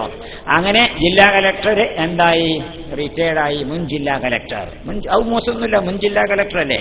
അങ്ങനെ മുൻ ജില്ലാ കലക്ടറായിട്ട് പിന്നെ കുറച്ചു കാലം, അതിനുശേഷം പിന്നെ ഇങ്ങനെ വെജാതാകൽ തുടങ്ങി, സൂക്കേടാകൽ തുടങ്ങി, അങ്ങനെ ഇങ്ങനെ രോഗിയായി, കടക്കലായി തുടങ്ങി, ആശുപത്രിയിൽ പോകൽ തുടങ്ങി. അങ്ങനെ കലക്ടർ മയ്യത്തായി. കലക്ടർ മയ്യത്താവും, നമ്മളെ മാതിരി എല്ലാവരും മയ്യത്താവും. ഇന്നൊക്കെ മയ്യത്തും വൈന്നഹും മയ്യത്തു എന്നല്ലേ റസൂലുള്ളാഹി സ്വല്ലല്ലാഹി അലൈഹി വസല്ലമയോട് അല്ലാഹു തആല പറഞ്ഞത്. അങ്ങും മയ്യത്തന്നെ, ലോകത്ത് എല്ലാവരും മയ്യത്താവും. അങ്ങനെ കലക്ടർ മയ്യത്തായ ജില്ലാ കലക്ടർ മയ്യത്തായ നമ്മൾ മയ്യത്താവണ മാതിരിയല്ല, വ്യത്യാസം ഉണ്ടാവും. വലിയ വലിയ ആൾക്കാരൊക്കെ വരും, MLA വരും, MP വരും, മുതലാളിമാർ വരും, കോൺട്രാക്ടർമാർ വരും, ഒക്കെ വന്നുകൊണ്ട് റീത്ത് വേദകുടി കൊണ്ടുപോയിട്ട് മുഖമൊക്കെ പാടിടും. ഇത് ഒരു ചീച്ചന്റെ മനുഷ്യന്റെ മേത്തിരുന്ന വേദനിക്കും മയ്യത്തിരുന്ന നമ്മൾ വിശ്വസിക്കുന്നത് ആയിക്കോട്ടെ കലക്ടറല്ലേ ഇട്ടോട്ടെ. അങ്ങനെ റീത്തൊക്കെ കൊണ്ടുപോയിങ്ങാണ്ട് മേത്ത് കൂടിയിട്ട് അങ്ങനെ പിന്നെ എടുത്തുകൊണ്ടുപോയിങ്ങാണ്ട് അവസാനം അവിടെ കവറിൽ കൊണ്ടുപോയിട്ട് വെക്കണ സമയത്ത് ആകാശത്തേക്ക് വെടിയും പൊട്ടിച്ചും. അപ്പൊ പോലീസുകാരൊക്കെ അങ്ങനെ സല്യൂട്ടൊക്കെ അടിച്ചുകൊണ്ട് വെടിയൊക്കെ പൊട്ടിച്ചു മയ്യത്തിനോട്. ഏതായാലും അവിടെ കൊണ്ടുപോയി വെച്ചു, അവിടെ മണ്ണിൽ കൊണ്ടുപോയി വെച്ചിട്ട് പിന്നെ അനുശോചന യോഗം നടക്കുക. അനുശോചന യോഗത്തിൽ വലിയ വലിയ ആൾക്കാരൊക്കെ വന്നിട്ട് പ്രസംഗിക്കുന്നത്. അദ്ദേഹം ജില്ലാ കലക്ടർ ചെയ്യുന്ന കാലഘട്ടത്തിൽ നമ്മുടെ ജില്ലക്കുണ്ടായിട്ടുള്ള നേട്ടങ്ങൾ അസംഖ്യങ്ങളാണ്. ഒരിക്കലും നമുക്ക് അദ്ദേഹത്തെ മറക്കാൻ സാധിക്കുകയില്ല. ഈ ജില്ലയിലെ ഓരോ മണൽച്ചെടികളും അദ്ദേഹത്തിന്റെ സ്മാരക. അങ്ങനെ പ്രസംഗം നടക്കുന്ന സമയത്ത് അവിടെ 6 മണ്ണിലായി സാധു കിടക്കണത്. കലക്ടറേറ്റിലൊക്കെ എന്ത് സുഖിച്ച ആളാണ്, നാട്ടിലൊക്കെ സുഖമായിട്ട് ജീവിച്ച് കാറിലൊക്കെ അങ്ങനെ പോയി. അപ്പൊ 6 മണ്ണിലാ കിടക്കണത്. അവിടെ കിടക്കണ സമയത്ത് കിടക്കൽ മാത്രമല്ല, മരക്കുകൾ വന്നിട്ടുണ്ടാവും. അവിടെ നമ്മളിൽ പോകുന്ന മരക്കുകൾ വരും. മരക്കുകൾ വന്നിട്ട് ഇതാജാക്കൽ മരക്കാനിൽ മോക്കരാനിൽ ഹായിരാനിൽ അലൈമാനി അല്ലേ എൽക്കിനൊക്കെ കേട്ടിട്ടില്ല നിങ്ങള്. അതിൽ വായിക്കവാക്കാവോ അജരസാക്കാവോ സഹലാക്കാമൻ റബ്ബുക്കാമൻ നബിയുക്കാമാ ദീനുക്കാമാ ഖിബലത്തുക എണീച്ച് ഇതാജ മരക്കുകൾ വരികയാണ്. ഭീകരരൂപികളായ മരക്കുകളാണ് വരുന്നത്. കണ്ട പേടിയാകണ മരക്കുകൾ വരുന്നു. വന്നുകാണ്ട് അയക്കലാക്കാൻ നിന്നെ ഉണർത്തും, വാജലസാക്കാൻ നിന്നെ എഴുന്നേൽപ്പിച്ചിരുത്തും, വസാരാക്കാമെന്ന് ചോദിക്കാൻ തുടങ്ങും. മൻ റബ്ബുക്കാമൻ നബിയുക്കാമാ ദീനുക്കാ ചോദ്യം തുടങ്ങണേ. മൻ റബ്ബുക്ക ഒന്നാമത്തെ ചോദ്യം. ഒരു കൊടുത്തവും കിട്ടുന്നില്ല. 7ാം ക്ലാസ് നിർത്തിയതാണ്. 7ാം ക്ലാസ് നിർത്തിയിട്ട് പിന്നെ അതിനെപ്പറ്റി ചിന്തിച്ചിട്ടുമില്ല, അവയ്ക്ക് ആലോചിച്ചിട്ടുമില്ല. ഓന് IASന്റെ കോച്ചിങ്ങിന്റെ ഇടയിലൊന്ന് മൻ റബ്ബുക്കെ ഓനാമൻ റബ്ബുക്കെ ഒന്നും കൊടുത്തിട്ടില്ല. പിന്നെ ഇപ്പോഴാപ്പത് കേൾക്കുന്നത്. ആ വൈക്ക് ആലോചിച്ചിട്ടില്ല, അതിനെപ്പറ്റി ചിന്തിച്ചിട്ടില്ല. ഇപ്പോഴാണ് മൻ റബ്ബുക്കെ കേൾക്കണവന് മനസ്സിലാവുന്നില്ല. ഏത് ചോദ്യം ചോദിച്ചാലും ഉത്തരം പറയാൻ സാധിക്കണ വിവരമുണ്ടോന്. IASകാരനാണ്. നയാഗര വെള്ളച്ചാട്ടം എവിടെയെന്ന് ചോദിച്ചാൽ അപ്പ പറയും. പിന്നെ എന്താ നമ്മളെ പ്രധാനമന്ത്രി നരേന്ദ്രമോദിയുടെ ജനനത്തീയതി എത്രയെന്ന് മോഡിക്ക് ചിലപ്പോൾ ചോദിച്ചിട്ട് നോക്കേണ്ടി വരും. ഇവന് നോക്കാതെ പറയും. അമേരിക്കൻ പ്രസിഡന്റ് ഒബാമ എത്രാമത്തെ പ്രസിഡന്റാന്ന് ചോദിച്ചാൽ ഒബാമക്ക് എണ്ണേണ്ടി വരും. പിന്നെ ഈ എണ്ണാതെ പറയുന്നു. ഈ ജാതി എന്ത് ചോദിച്ചാലും IASകാരനല്ലേ, അത് വിവരല്ലേ. പക്ഷേ ഇപ്പൊ എന്താ വിവരം? ഇപ്പൊ ആ വിവരമൊക്കെ എവിടെയാ? അതുകൊണ്ടൊന്നും കാര്യമില്ല. ഇപ്പോഴത്തെ ചോദ്യം മൻ റബ്ബുക്ക, റബ്ബിനെ പറ്റിയാ ചോദിക്കുന്നത്. ഈ നരേന്ദ്രമോദിനെയും പഠിച്ച്, ഈ മൻമോഹൻ സിംഗിനെയും പഠിച്ച്, ഈ ഒബാമനെയും പഠിച്ച്, ആകാശം പഠിച്ച്, ഭൂമി പഠിച്ച്, രോഗാകെ പഠിച്ച്, സകലവും പഠിച്ചിട്ടുള്ള രോഗരക്ഷിതാവിനെ സംബന്ധിച്ച അപ്പോഴത്തെ ചോദ്യം മൻ റബ്ബുക്ക. ഒരു പിടുത്തം കിട്ടുന്നില്ല, കണ്ണും തുറപ്പിച്ച് ഇങ്ങനെ നിൽക്കാൻ മനസ്സിലാവാതെ മരക്കുകൾ ചോദ്യം ആവർത്തിക്കുന്നു. മൻ റബ്ബുക. അതിലോൻ പറയാം what kind of A question is this? I don't know Arabic. എന്ത് ചോദ്യം ഞങ്ങൾ ഈ ചോദിക്കണത്? നിങ്ങൾക്ക് അറബിയൊന്നും അറിയില്ല, വേണമെങ്കിൽ ഇംഗ്ലീഷിൽ ചോദിച്ചോളൂ മലക്കുകളോടെ. കഴിഞ്ഞില്ലേ കഥ? കഴിഞ്ഞില്ലേ കഥ? ഏത് വിദ്യാഭ്യാസം വലുത്, ഏത് വിജ്ഞാനം വലുത്, ഏത് വിവരാ വലുത്, ഏതിനാ പ്രാധാന്യം കൊടുക്കേണ്ടത്, ഏതാ നമ്മൾ മനസ്സിലാക്കേണ്ടത്? ജില്ലാ കളക്ടർ ആവണ്ട എന്നതിന്റെ അർത്ഥം. പക്ഷെ ജില്ലാ കളക്ടർ ആവണം, നമ്മളെ കുട്ടികളൊക്കെ IAS പാസ്സാകണം, ജില്ലാ കളക്ടർ ആകണം, ഡോക്ടർ ആകണം, MP ഒക്കെ ആവണം. പക്ഷേ എങ്ങനത്തെ ജില്ലാ കളക്ടർ? മൻ റബ്ബുക്കാന്ന് ചോദിക്കുമ്പോൾ അല്ലാഹു റബ്ബി എന്ന് ഉത്തരം പറയാൻ സാധിക്കുന്ന ജില്ലാ കളക്ടർ. മൻ നബിയുക എന്ന് ചോദിക്കുമ്പോൾ മുഹമ്മദ് നബി എന്ന് റസൂലുള്ളാഹിനെ പരിചയമുള്ള ജില്ലാ കളക്ടർ. മാ ദീനുക എന്ന് ചോദിക്കുമ്പോൾ അൽ ഇസ്ലാമു ദീനി എന്ന് അഭിമാനത്തോടുകൂടി പറയാൻ സാധിക്കുന്ന ജില്ലാ കളക്ടർ. മാ ഖിബലത്തുക എന്ന് ചോദിക്കുമ്പോൾ ഖിബല പരിചയമുള്ള ജില്ലാ കളക്ടർ. അങ്ങനത്തെ കളക്ടർ ആവണം. പക്ഷെ നമ്മളെന്താ ചിന്തിക്കണത്? ഓൻ കളക്ടറായ മദീനെ ചിന്തിക്കണുള്ളൂ, ഇങ്ങനത്തെ കളക്ടർ ആവണമെന്ന് ചിന്തിക്കണില്ല. അവിടെ കുഴപ്പം. അതാ ഞാൻ പറഞ്ഞത്, മതവിദ്യാഭ്യാസത്തിന്റെയും മതബോധത്തിന്റെയും മതാധ്യാപനത്തിന്റെയും പ്രാധാന്യം നമ്മൾ കുറച്ചു കാണില്ലേ? നമ്മൾ ദാരിദ്ര്യം ഉണ്ടായിരുന്ന സമയത്ത്, വളരെ പാവങ്ങളായിരുന്ന സമയത്ത്, അതാണ് എന്റെ ഉമ്മ എന്നോട് പറഞ്ഞത്. ഞാൻ പറഞ്ഞത്, ഉമ്മാന്റെ കുട്ടി മദ്രസയ്ക്കൊന്ന് പോണത് മുടക്കണ്ട, ഈ സ്കൂളിലേക്കൊന്ന് പോയിട്ട് ചെല്ലും പാടില്ല, വാപ്പാക്ക് കഞ്ഞി ചെയ്യിക്കോ. കാരണം എന്താ? അന്ന് ദാരിദ്ര്യവും കഷ്ടപ്പാടും ബുദ്ധിമുട്ടൊക്കെ ഉണ്ടായിരുന്നു. നമ്മൾ വികസിച്ചപ്പോൾ അങ്ങനെ ആകെ മാറൽ തുടങ്ങി. റസൂലുള്ളാഹി സ്വല്ലല്ലാഹി അലൈഹി വസല്ലം പറഞ്ഞിട്ടില്ലേ, ലൽ ഫഖറ അഖ്ശാ അലൈക്കും വലാകിൻ അഖ്ശാ അലൈക്കും അൻ തബ്സുത ദുനിയാക്കും. നിങ്ങളെ സംബന്ധിച്ചിടത്തോളം ദാരിദ്ര്യമല്ല ഞാൻ ഭയപ്പെടുന്നത്, ലോകത്തിന്റെ ഡെവലപ്മെന്റാണ് ഞാൻ ഭയപ്പെടുന്നത്. വികസനല്ലേ നമുക്ക് വേണ്ടത്? റസൂലുള്ളാഹി എന്താ പറഞ്ഞത്? നമുക്ക് വികസനം വികസനം വികസനം വേണ്ടെന്നല്ല റസൂൽ പറയുന്നത്. വികസനം ഭയത്തോടുകൂടി കാണണ്ടെന്ന് പറയുന്നത്, വേണ്ടെന്നല്ല പറയുന്നത്. വേണം, റോഡും വേണം, പാലവും വേണം, എല്ലാം മെട്രോ വരണം, അങ്ങനെ വരേണ്ടതൊക്കെ വരണം. പക്ഷേ എന്താ മനസ്സിലാക്കേണ്ടത്? വികസനത്തിന്റെ ഭയപ്പെടേണ്ട ഒരു സംഗതിയുണ്ട്. അതാ റസൂലോട് വിഷയന്റെ അർത്ഥം. ലൽ ഫഖ്റാഖ്ശാലൈക്കും, നിങ്ങളെ സംബന്ധിച്ചിടത്തോളം ദാരിദ്ര്യമല്ല ഞാൻ ഭയപ്പെടുന്നത്. ദാരിദ്ര്യവും റസൂൽ ഭയപ്പെട്ടിട്ടുണ്ട്, അതും ഭയപ്പെടേണ്ടാത്ത കാര്യമല്ല. ദാരിദ്ര്യവും ഭയപ്പെടണം. കാദൽ ഫഖ്റു കുഫ്റാൻ, ദാരിദ്ര്യം കുഫറിലേക്ക്, ദൈവനിയതത്തിലേക്ക് അടക്കം എത്തിക്കുമെന്നും റസൂലുള്ളാഹി സ്വല്ലല്ലാഹി അലൈഹി വസല്ലം പറഞ്ഞിട്ടുണ്ട്. ദാരിദ്ര്യം ഭയപ്പെടേണ്ടത് തന്നെ. പക്ഷെ ദാരിദ്ര്യം ഭയപ്പെടേണ്ടതായതുപോലെ തന്നെ വികസനവും ഭയപ്പെടണം. രണ്ടും ഭയപ്പെടേണ്ട സംഗതിയാണ്. കൂടുതൽ ഭയപ്പെടേണ്ടത് വികസനമാണ്. നിങ്ങളുടെ ദുനിയാവിന് വികസനം ഉണ്ടാവുന്നതാണ്, ദുനിയാവ് ഡെവലപ്ഡ് ആവുന്നതാണ് ഞാൻ ഭയപ്പെടുന്നത്. അത് ഭയപ്പെടേണ്ട സംഗതിയല്ലേ? വികസിച്ചപ്പോ, ലോകം ശാസ്ത്ര സാങ്കേതിക വിദ്യ വികസിച്ചപ്പോ നമ്മളെ സംബന്ധിച്ചിടത്തോളം നമ്മളിങ്ങനെ ചിന്തിക്കണത് എന്താ? ഇതൊക്കെ തന്നെ വലിയതെന്ന് ചിന്തിക്കാൻ തുടങ്ങല്ലേ? അതങ്ങോട്ട് മാറ്റിയിട്ട് ഇതല്ല വലിയത്, അള്ളേ വലിയതെന്നുള്ളതൊക്കെ എത്താൻ പറ്റണം. അതിനുവേണ്ടി പഠിക്കുന്ന അള്ളാഹു വാങ്ങിക്കൊടുക്കണത്, അതിനല്ലേ വാങ്ങിക്കൊടുക്കുന്നത്? എന്താ നമ്മളെ മഹലിന്? നമുക്കൊരു മഹല് സിസ്റ്റം ഉണ്ടാവും. ആ മഹല് സിസ്റ്റത്തിൽ 5 നേരം ബാങ്ക് കൊടുക്കും. ഈ ബാങ്കിനെ പറ്റി നമ്മളെ കൺസെപ്റ്റ് ഇപ്പൊ എന്താ? ഇപ്പൊക്കെ കണ്ടില്ലേ? ഇന്ന് പോലും ഞാനൊരു സ്ഥലത്ത് ബാങ്ക് കൊടുക്കുന്ന സമയത്ത്, ഏഷാ ബാങ്ക് കൊടുക്കുന്ന സമയത്ത് ഇരിക്കുന്ന സമയത്ത് ആളുകളൊക്കെ ഇസ്ലാം ദീനിന്റെ ആൾക്കാർ തന്നെയാണ്, ഒരു കൃഷ്ണൂരൊക്കെ തന്നെ ഈ കാര്യം. പക്ഷെ ബാങ്കിന്റെ സമയത്തും ചർച്ച അങ്ങനെ നീളല്ലേ? ചർച്ച നീളെ, എന്ത് ചർച്ചയായിക്കോട്ടെ, ഞാൻ കുറ്റം പറയല്ല. പക്ഷെ ബാങ്ക് കൊടുക്കുന്ന സമയത്ത് അതിന് ഗൗരവം കൽപ്പിക്കാൻ നമുക്ക് മനസ്സ് വരുന്നുണ്ടോ? ബാങ്കും നന്നാവണം കേട്ടോ, ബാങ്കും നല്ല ബാങ്കാവണം. നല്ല കേൾക്കാൻ പറ്റണേ, കേട്ടിട്ട് ഇങ്ങനെ നമ്മൾ തരിച്ചു പോണേ, അങ്ങോട്ട് നിന്ന് പോണം, കേട്ടു പോണം, അതിനനുസരിച്ച് ഇങ്ങനെ പറഞ്ഞുകൊണ്ടിരിക്കണം നമ്മൾ ബാങ്ക് കേൾക്കുന്ന സമയത്ത്. അതാ ഇസ്ലാമിന്റെ ചരിത്രം. ഇസ്ലാമിന്റെ ചരിത്രം അങ്ങനെയല്ലേ? റസൂലുള്ളാഹി സ്വല്ലല്ലാഹി അലൈഹി വസല്ലമയുടെ ബാങ്ക് കൊടുത്തിരുന്ന ആള് പിന്നെ മുഅദ്ദിനായിരുന്നത് ബിലാൽ റളിയല്ലാഹു അൻഹു. ബിലാൽ റളിയല്ലാഹു അൻഹുവിന്റെ ബാങ്ക്, ആ ബിലാലിന്റെ പിൻഗാമിയാണ് ബാങ്ക് കൊടുക്കുന്ന ആള്. ഇന്ന് നമ്മൾ നോക്കുകയാണ്, ഇന്ന് നമ്മളെ കഥ എന്താ? ബാങ്ക് കൊടുക്കൽ മത്സരം ഏർപ്പെടുത്തും. നമ്മളെ ബാങ്ക് കൊടുക്കൽ മത്സരത്തിൽ 1ാം സ്ഥാനം നേടിയവന് ബാങ്ക് കൊടുക്കോ? പിന്നെ ബാങ്ക് കൊടുക്കോ? പിന്നെ ബാങ്ക് മത്സരം നമ്മൾ ഏർപ്പെടുത്തും. സ്റ്റേജിൽ വളരെ മനോഹരമായിട്ട് ബാങ്ക് കൊടുക്കും. നല്ല ഉഷാറ് ബാങ്കാണെന്ന് നമ്മൾ സർട്ടിഫൈ ചെയ്യും. ഒരു മാർക്കും കൊടുക്കും, സമ്മാനവും കൊടുക്കും, ഉപഹാരവും കൊടുക്കും. ഈ ഉപഹാരം എന്ന് പറഞ്ഞാൽ തന്നെ ഉപകാരമില്ലാത്ത സാധനമാണ്. അല്ല, ഞാൻ അതിന് കുറ്റം പറയല്ല ചെയ്യുന്നത്. കൊടുക്കുമ്പോൾ ഉപകാരം ഉള്ളത് കൊടുക്കണം എന്നെ അഭിപ്രായം. ഈ ഉപഹാരം എന്ന് പറഞ്ഞാൽ ഓരോ സാധനം കൊണ്ട് കാട്. പക്ഷെ ഉപഹാരത്തിന്റെ വില എന്താ? അത് അങ്ങനെ തന്നെ കൊടുക്കേണ്ടത്, ഉപകാരം ഇല്ലാത്ത തന്നെ കൊടുക്കേണ്ടത്. കാരണം എന്താ വെച്ചാൽ ഉപകാരമുള്ളതാണെങ്കിൽ ഉപയോഗിച്ച് കൊടുത്തൂലേ, അതവിടെ കൊണ്ടുപോയിട്ട് എന്നേക്കും സ്മരണയിട്ട് വെക്കണ്ടേ. അതിന് വേണ്ടിയിട്ട് തന്നെ ഉപകാരം ഇല്ലാത്ത കൊടുക്കണം. നല്ല തന്നെ അങ്ങനെ തന്നെ കൊടുക്കണ്ടേ. എന്തായാലും ആയിക്കോട്ടെ, ബാങ്ക് കൊടുക്കുന്ന സമയത്ത് ഒരു നല്ല ബാങ്ക് കൊടുക്കുന്ന ആളാണ്, ഉഷാറ് ബാങ്കാണെന്ന് നമ്മൾ സർട്ടിഫൈ ചെയ്ത് ഓരോ സമ്മാനം കൊടുത്ത് അവസാനം ഓനോരോ കുടിയിൽ ഓനെ പണിക്കുക എന്നല്ലാതെ ഓ പിന്നെ ബാങ്ക് കൊടുക്കൂലല്ലോ. എന്തിനാ ബാങ്ക് മത്സരം? പിന്നെ ബാങ്ക് മത്സരം നന്നായിട്ട് ബാങ്ക് കൊടുക്കാൻ അറിയോ ഇല്ലേ എന്ന് നോക്കാൻ വേണ്ടിയിട്ടല്ലേ, ടെസ്റ്റ് അല്ലേ? പരിശോധിച്ചിട്ടോ നല്ല ബാങ്കുകാരനാണെങ്കിൽ പിന്നെ ബാങ്ക് കൊടുക്കണ്ടേ? എന്താ കൊടുക്കാത്തത്? പിന്നെ നമ്മൾ ഖുർആൻ പാരായണ മത്സരം ഏർപ്പെടുത്തും. ഖുർആൻ പാരായണ മത്സരം ഏർപ്പെടുത്തിയിട്ട് പിന്നെ ഓന് നന്നായിട്ട് ഓതാൻ വയ്ക്കും എന്ന് പറഞ്ഞാൽ നമ്മൾ സർട്ടിഫിക്കറ്റും കൊടുത്ത് സമ്മാനവും കൊടുത്തുകൊണ്ട് പിന്നെ ഓതൂല. പിന്നെ ഇതിനത് അപ്പൊ ബാങ്ക് കൊടുക്കുന്ന റസൂലുള്ളാഹി സ്വല്ലല്ലാഹു അലൈഹി വസല്ലം പറഞ്ഞിട്ടുണ്ട്, സയ്യദി സമാനുന്ന ലാ ഉമ്മത്തി യത്റുകൂന ആദാനഹും ഇലാ ദുഅഫായിഹിം, കൂട്ടത്തിൽ ഏറ്റവും ദുർബലരായിട്ടുള്ള ആൾക്കാരെ ബാങ്ക് കൊടുക്കുന്ന ഒരു കാലഘട്ടം എന്റെ സമുദായത്തിന് വരാൻ പോകുന്നുണ്ട്. എന്താ പണിക്കൊന്നും പോകാൻ വെച്ച എന്താ പോകാൻ പിന്നെ എങ്ങനെ ജീവിക്കണത്? അതിങ്ങനെ കടവും കള്ളിയൊക്കെ വാങ്ങിക്കൊണ്ട് ജീവിക്കാന്നല്ലാതെ വെയ്ക്കണ്ടേ? തടികൊണ്ട് വെച്ചാ പിന്നെ ഇപ്പൊ എന്താ കാട്ടുക തന്നെ? അപ്പൊ ഒരു പണിയില്ലല്ലേ? ഇല്ല, ഒരു പണിയില്ല. എന്നാൽ കാര്യം നമ്മളെ പള്ളിക്കൽ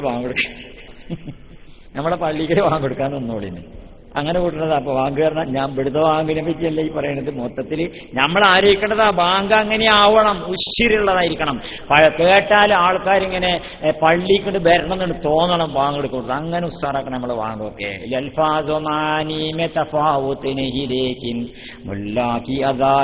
മുജാഹിദ് കി അദാനോർ परवाज है दोनों कैसी एक फजा में करगश का जहानूर है शाही का जहानूर. अल्लामा इकबाल पाड़ियदा. अल्फाजो मानी में तफावत नहीं, लेकिन मुल्ला की अदान और मुजाहिद की अदान.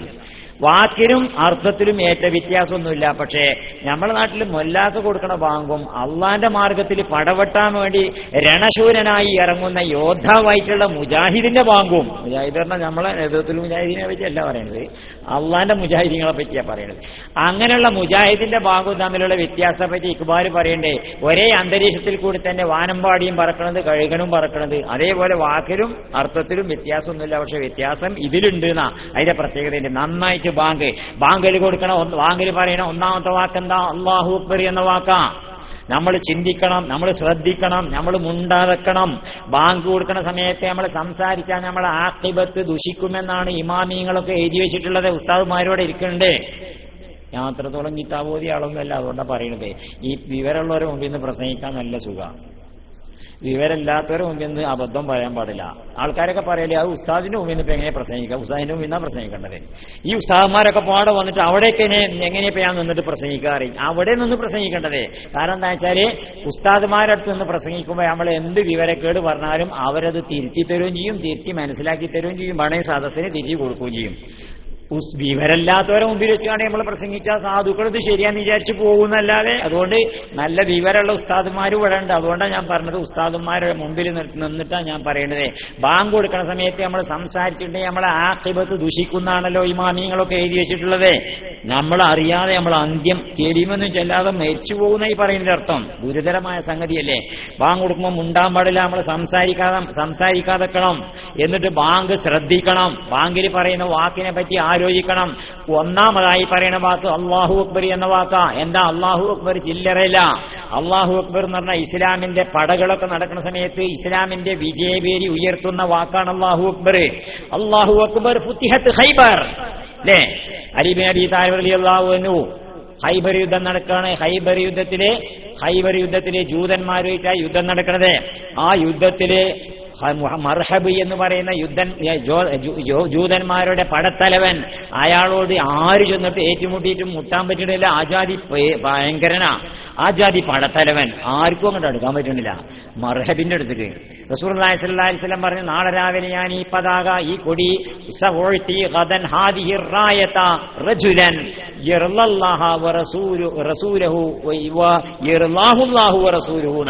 അള്ളാഹു റസൂലും ഇഷ്ടപ്പെടുന്ന, അള്ളാഹുവിനെയും റസൂലിനെയും സ്നേഹിക്കുന്ന ഇഷ്ടപ്പെടുന്ന ഒരാളുടെ കയ്യിൽ ഞാൻ ഈ പതാക രാവിലെ കൊടുക്കും. റസൂലുള്ളാഹി സ്വല്ലല്ലാഹി അലൈഹി വസല്ലം നേരം സുബഹിസ്കരിച്ചതിന് ശേഷം അരിയരെവിടെയെന്നാണ് ചോദിച്ചത്. അങ്ങനെ അരിയര് വന്നു. അരിയർക്ക് കണ്ണ് രോഗമായിരുന്നു, കണ്ണിന് സുഖമുണ്ടായിരുന്നില്ല. അങ്ങനെ അരിയര് കണ്ണ് രോഗമാണ്, ചൂടാണ്, ഭയങ്കര ചൂടായിരുന്നേ. അപ്പൊ ഉഷ്ണം കൊണ്ടുണ്ടാകുന്ന കണ്ണ്. അങ്ങനെ അരിയര് വന്ന സമയത്ത് റസൂലുള്ളാഹി സ്വല്ലല്ലാഹി അലൈഹി വസല്ലം വായിൽ നിന്ന് ലേശം ഉമിനീരെടുത്തിട്ട് അരിയരുടെ കണ്ണിലങ്ങനെ പുരട്ടി കൊടുത്തു. ആ നിമിഷം കണ്ണിന്റെ സോക്കേട് മുഴുവൻ മാറിയെന്ന് മാത്രമല്ല, അലി ബിൻ അബീ താലിബ് റളിയല്ലാഹു അൻഹു പറയണു, ഞാൻ പിന്നെ ഒരു കാലഘട്ടത്തിലും എനിക്ക് ചൂടും തണുപ്പും പ്രശ്നമല്ല. എന്റെ ശരീരം AC ചെയ്യുന്ന എയർ കണ്ടീഷൻ. അരിയർക്ക് പിന്നെ പുതപ്പും വേണ്ട മിന്നും വേണ്ട. ഈ കണ്ണിന് തന്റെ ഉഷ്ണം കൊണ്ടുണ്ടായിട്ടുള്ള കണ്ണ് രോഗത്തിന് റസൂലുള്ളാഹിന്റെ ഉമിനീര് കൊണ്ട് ചികിത്സ നൽകിയതോടുകൂടി അരിയരെ ശരീരം മുഴുവൻ അതിന്റെ ഇഫക്റ്റ് ഉണ്ടായി. അദ്ദേഹത്തിന് പുതക്കേണ്ടിയും വന്നിട്ടില്ല, മിന്നണ്ടിയും വന്നിട്ടില്ല. ശരീരം തന്നെ എയർ കണ്ടീഷൻഡായിന. അങ്ങനെ അരിയരുടെ കയ്യിൽ കൊടി കൊടുത്തു. ഈ കൊടിയുമായിട്ട് അരിയര് യുദ്ധം ചെയ്യാൻ വേണ്ടി മർഹബിന്റെ അടുത്തേക്ക് ഏറ്റുമുട്ടാൻ വേണ്ടി ചെല്ലണു. അങ്ങനെ ചെല്ലുന്ന സമയത്ത് അതിന്റെ പിന്നിൽ കൂടി അരിയരെ യുദ്ധം നടക്കണതിന്റെ അടുത്ത യുദ്ധം നടക്കുമ്പോ പിന്നിൽ കൂടി ചെന്നിട്ട് ആരോ അരിയരുടെ പരിച വെട്ടിത്തെറിപ്പിച്ചു. അരിയര് കോട്ടയുടെ ജൂതന്മാരുടെ കോട്ടയുടെ കവാടം പറിച്ചെടുത്തിട്ട് അത് പരിചയാക്കിയിട്ട് യുദ്ധം ചെയ്തു. അങ്ങനെ യുദ്ധത്തിൽ മർഹബിനെ കൊന്നു, കോട്ട പിടിച്ചടക്കി, ജൂതന്മാര് പരാജയപ്പെട്ടു. അങ്ങനെ ജൂതന്മാരോട് നടത്തിയിട്ടുള്ള യുദ്ധമാണ്. ആ വിജയം നടന്ന ഉടനെ മുഴങ്ങിയ മുദ്രാവാക്യം അല്ലാഹു അക്ബർ ഫുത്തിഹത്ത് ഖൈബർ, അല്ലാഹു അക്ബർ ഫുത്തിഹത്ത് ഖൈബർ, അള്ളാഹുവാണ് വലിയവൻ, ഇതാ ഖൈബർ ജയിച്ചിരിക്കുന്നു. നമ്മുടെ മുസ്ലിം സമൂഹത്തിന്റെ വിജയഭേരിയാണ് അല്ലാഹു അക്ബർ എന്ന് പറഞ്ഞാൽ, അല്ലേ? മറ്റൊരിക്കല് ആ ഖൈബർ യുദ്ധത്തോട് നിങ്ങൾ ആലോചിക്കുകയാണ്. ആ ഖൈബർ യുദ്ധത്തിൽ ജൂതന്മാരും മുസ്ലിമീങ്ങളും തമ്മിലുണ്ടായിട്ടുള്ള പ്രശ്നത ഇപ്പോഴും ജൂതന്മാരെ മനസ്സിലുണ്ട്. പിന്നെ 967 അറബ് ഇസ്രായേൽ യുദ്ധം നടക്കുന്ന സമയത്ത് മുസ്ലിമീങ്ങൾക്ക് ബൈത്തുൽ മുഖദ്ദസ് നഷ്ടപ്പെട്ടു. നമ്മളെ ഇതിലല്ലോ ബൈത്തുൽ മുഖദ്ദസ് നഷ്ടപ്പെട്ട യുദ്ധം. അറബികളുടെ പാപ്പരത്തം കൊണ്ട്, കൊള്ളരുതായ്മ കൊണ്ട് ബൈത്തുൽ മുഖദ്ദസ് നഷ്ടപ്പെട്ടു. ബൈത്തുൽ മുഖദ്ദസ് പിടിച്ചടക്കിയ ഉടനെ അന്നത്തെ ഇസ്രായേലിന്റെ വിദേശകാര്യമന്ത്രി മോശെ ദയാൻ പറഞ്ഞതെന്താ? ഇതാ ഞങ്ങൾ ഖൈബറിനെതിരെ ഞങ്ങൾ പ്രതികാരം ചെയ്തിരിക്കുന്നു. അന്ന് ഖൈബറിൽ മുസ്ലിമീങ്ങൾ ഓരെ തോൽപ്പിച്ചതിനുള്ള പ്രതികാരം വീട്ടിൽ പോന്നാ പറഞ്ഞത്, കൊല്ലങ്ങൾ കഴിഞ്ഞിട്ട്. അതാ ഖൈബർ. അത്തരം ഒരു സംഭവത്തെ സംബന്ധിച്ചിടത്തോളം ഇസ്ലാമിന്റെ വിജയവാക്കാണ് യഥാർത്ഥത്തിൽ അല്ലാഹു അക്ബർ എന്ന് പറഞ്ഞാൽ, അല്ലേ? റസൂലുള്ളാഹി സ്വല്ലല്ലാഹി അലൈഹി വസല്ലമയുടെ കാലഘട്ടത്തിൽ തന്നെ ഖന്തഖ് യുദ്ധം നടക്കുന്ന സമയത്ത് കിടങ്ങ് കയറിയത് ആരും ഇങ്ങോട്ട് കടന്നു വരാതെക്കാൻ വേണ്ടിയിട്ടാണ്. പക്ഷേ ഖുറൈശികളുടെ കൂട്ടത്തിൽ ഏറ്റവും വലിയ രണശൂരനായിട്ടുള്ള അംർ ഇബ്നു അബ്ദൂദ് കിടങ്ങ് ചാടിക്കടന്നുകൊണ്ട് ഇങ്ങനെ ചെന്നു, മുസ്ലിങ്ങൾ ഇരിക്കണീന്റെ അടിയിലേക്ക് ചെന്നിട്ട് ഇങ്ങനെ വെല്ലുവിളിക്കാൻ തുടങ്ങി. ആരടാ എന്നോട് യുദ്ധം ചെയ്യാനുള്ളൊരു ധൈര്യം ഉണ്ടെങ്കിൽ വരി. റസൂലുള്ളാഹിയും സഹാബത്തും അപ്പുറത്തിരിക്കുക. അപ്പോഴാണ് ആരാണ് എന്നോട് യുദ്ധം ചെയ്യാനുള്ള ഒരു ധൈര്യം ഉണ്ടെങ്കിൽ വരി. ആർക്കും ധൈര്യം ഇങ്ങോട്ട് കിട്ടണില്ല. കാരണം ധൈര്യമില്ലായിട്ടുള്ളത് അപ്പുറത്ത് നിൽക്കുന്നത് ആ ചെങ്ങായിയാണ്, അംർ ഇബ്നു അബ്ദൂദാണ്. ഓനോട് ഇപ്പൊ എങ്ങനെ ഇത് ചെയ്യാന്നുള്ളതാണ്. യുദ്ധം ചെയ്യാൻ ധൈര്യമില്ലായിട്ടൊന്നുമല്ല. പക്ഷെ ഇപ്പം വെല്ലുവിളി മുറുക്കല്ലേ, പിന്നെയും മുഴക്കിക്കൊണ്ടിരിക്കുകയാണ്. എന്തേ ഇപ്പൊ സ്വർഗമൊന്നും വേണ്ടേ?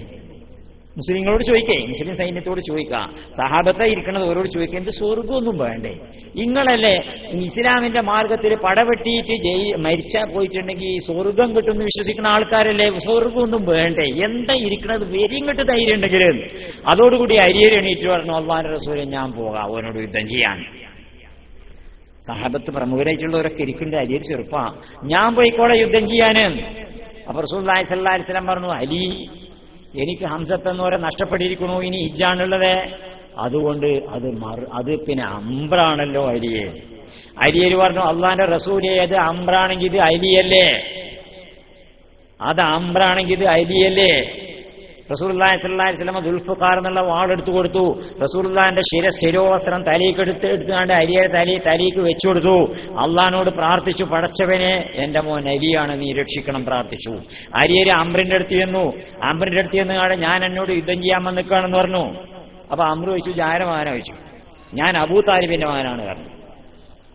അബൂ താലിബും ഞാനൊക്കെ വലിയ ലോഹിക്കാരായിരുന്നല്ലോ, അതുകൊണ്ട് നമ്മൾ തമ്മിൽ വേണ്ട. അരിയര് പറഞ്ഞു, ലോഹി നിങ്ങൾ തമ്മിലല്ലേ, നമ്മൾ തമ്മിലല്ലല്ലോ പറഞ്ഞു. നിങ്ങളും ബാപ്പിയും തമ്മിലല്ലേ, അതവിടെന്നോട്ടെ, നമ്മൾ തമ്മിലല്ലല്ലോ. അതുകൊണ്ട് ഇറങ്ങിക്കോ, കുതിരപ്പുറത്തും ഒട്ടകപ്പുറത്തും നിന്ന് എന്നെ കൊണ്ട് പറ്റൂല, ഞാൻ ചെറുപ്പം എത്തൂല, അവിടെ ഇറങ്ങി ഭൂമിക്ക് പറഞ്ഞു. അംർ ഇറങ്ങി. അംറുമായിട്ട് അരിയരുടെ യുദ്ധം നടക്കണു. ആ യുദ്ധം ഇങ്ങനെ മണിക്കൂർ കണക്കിന് യുദ്ധം നീണ്ടു നിൽക്കുകയാണ്. മണലിങ്ങോട്ട് പൊന്തിയിട്ട് ആകാശത്ത് കൂടി മണൽ പാറിയിട്ട് ആകാശത്തോളം ഇങ്ങനെ ഉയർന്ന് പാറയില്ലേ മണല്.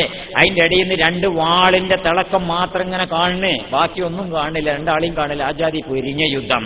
അതിനിടയിൽ മുഴക്കപ്പെട്ട ശബ്ദം അല്ലാഹു അക്ബർ. റസൂലുള്ളാഹി സഹാബത്തും അല്ലാഹു അക്ബർ ഏറ്റു പറഞ്ഞു.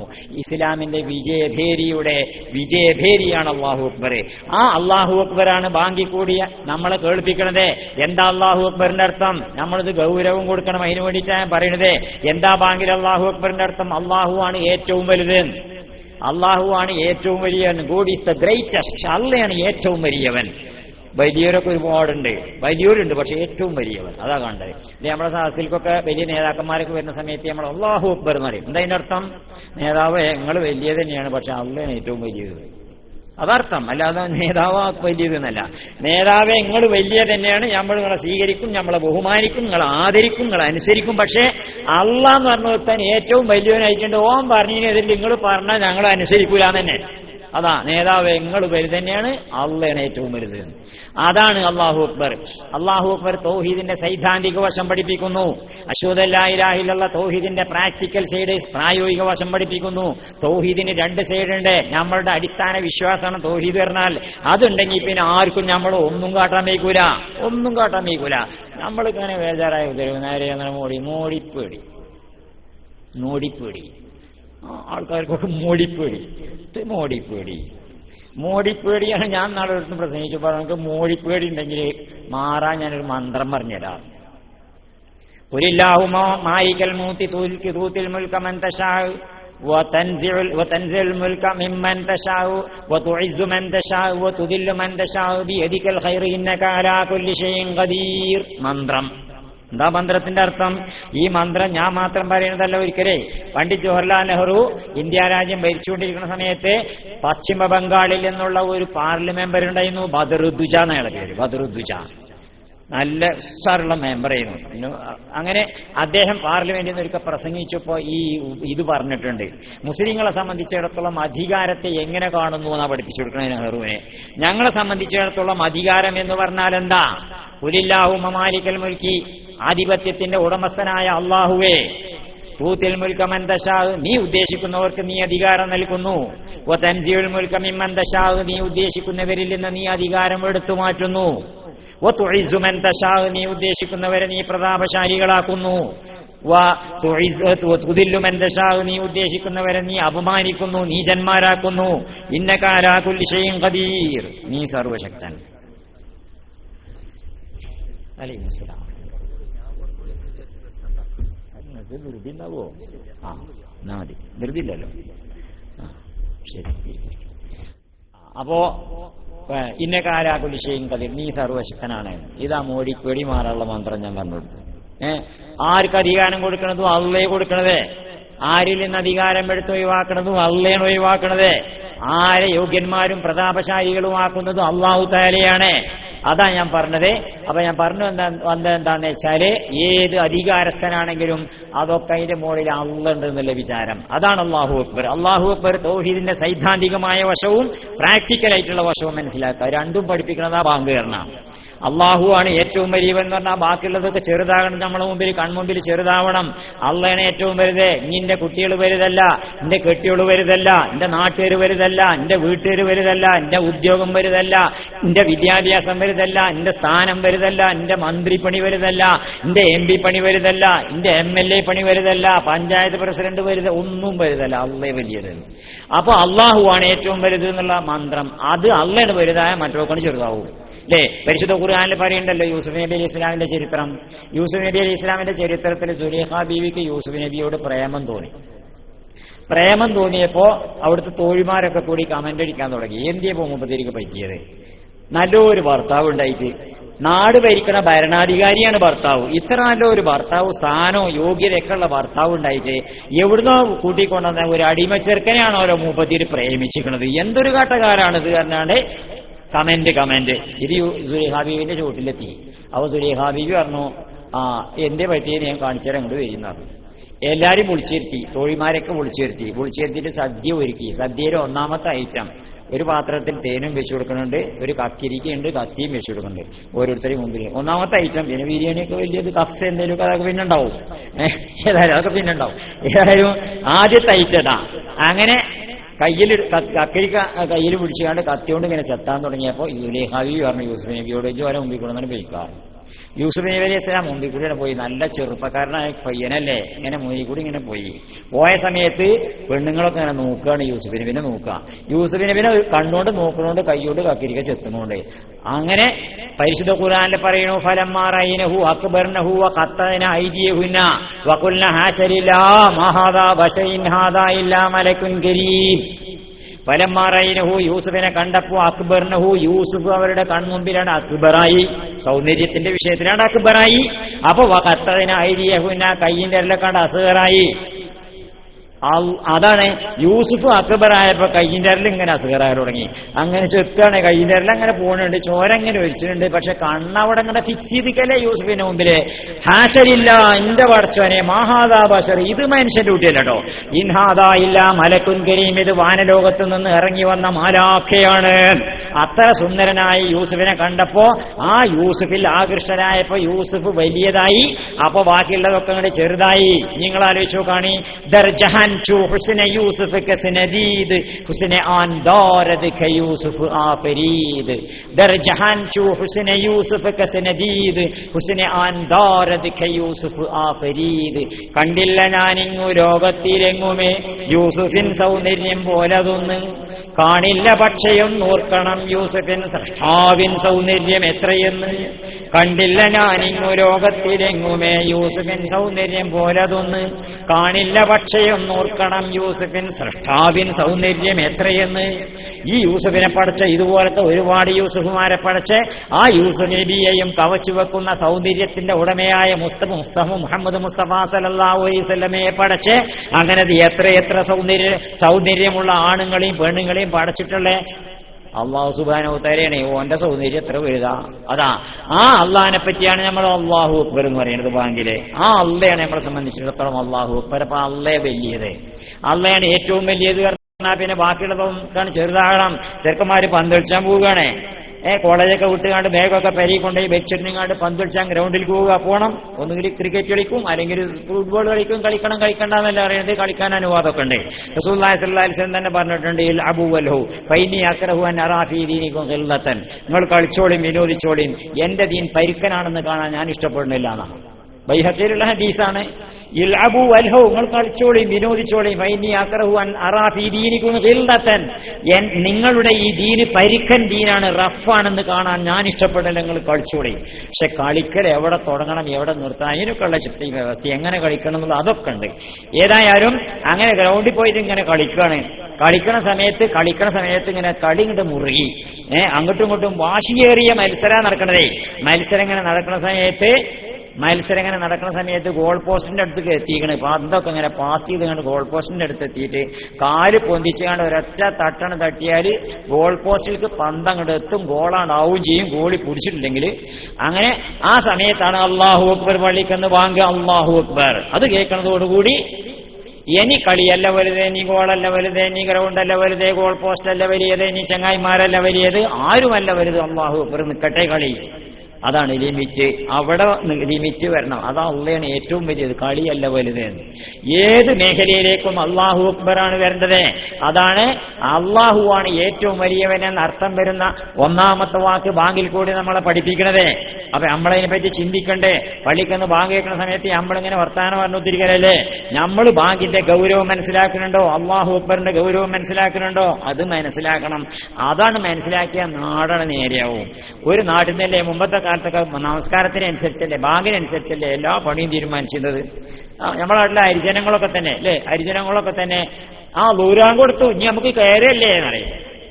ദൂരാങ്കോട് തുഞ്ഞി കയറല്ലേ, ബാങ്കിനനുസരിച്ചാ പണിയും നിർത്തിയുന്നത്. അസുരാങ്കോട് തുഞ്ഞി നിർത്തല്ലേ എന്ന് പറയും.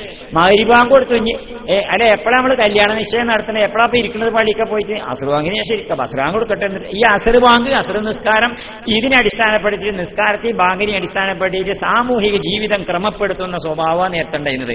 ഇന്നതൊക്കെ മാറിയും ഇന്ന് വേറെയും പലതിനെ പറ്റിയൊക്കെ അതിനെ അടിസ്ഥാനപ്പെടുത്തി തുടങ്ങി. അതാണ് നമ്മുടെ ജീവിതത്തില് പള്ളിക്ക്, മഹല്ലിന്, ബാങ്കിന്, അല്ലാഹു അക്ബറിനുള്ള കടോ. അല്ലാഹു അക്ബറിൽ കൂടി തൗഹീദിന്റെ സൈദ്ധാന്തിക വശം പഠിപ്പിക്കുന്നു. അശ്ഹദു അല്ലാ ഇലാഹ ഇല്ലല്ലാഹയിൽ കൂടി തൗഹീദിന്റെ പിന്നെ പ്രാക്ടിക്കലായിട്ടുള്ള പ്രായോഗിക വശം പഠിപ്പിക്കുന്നു.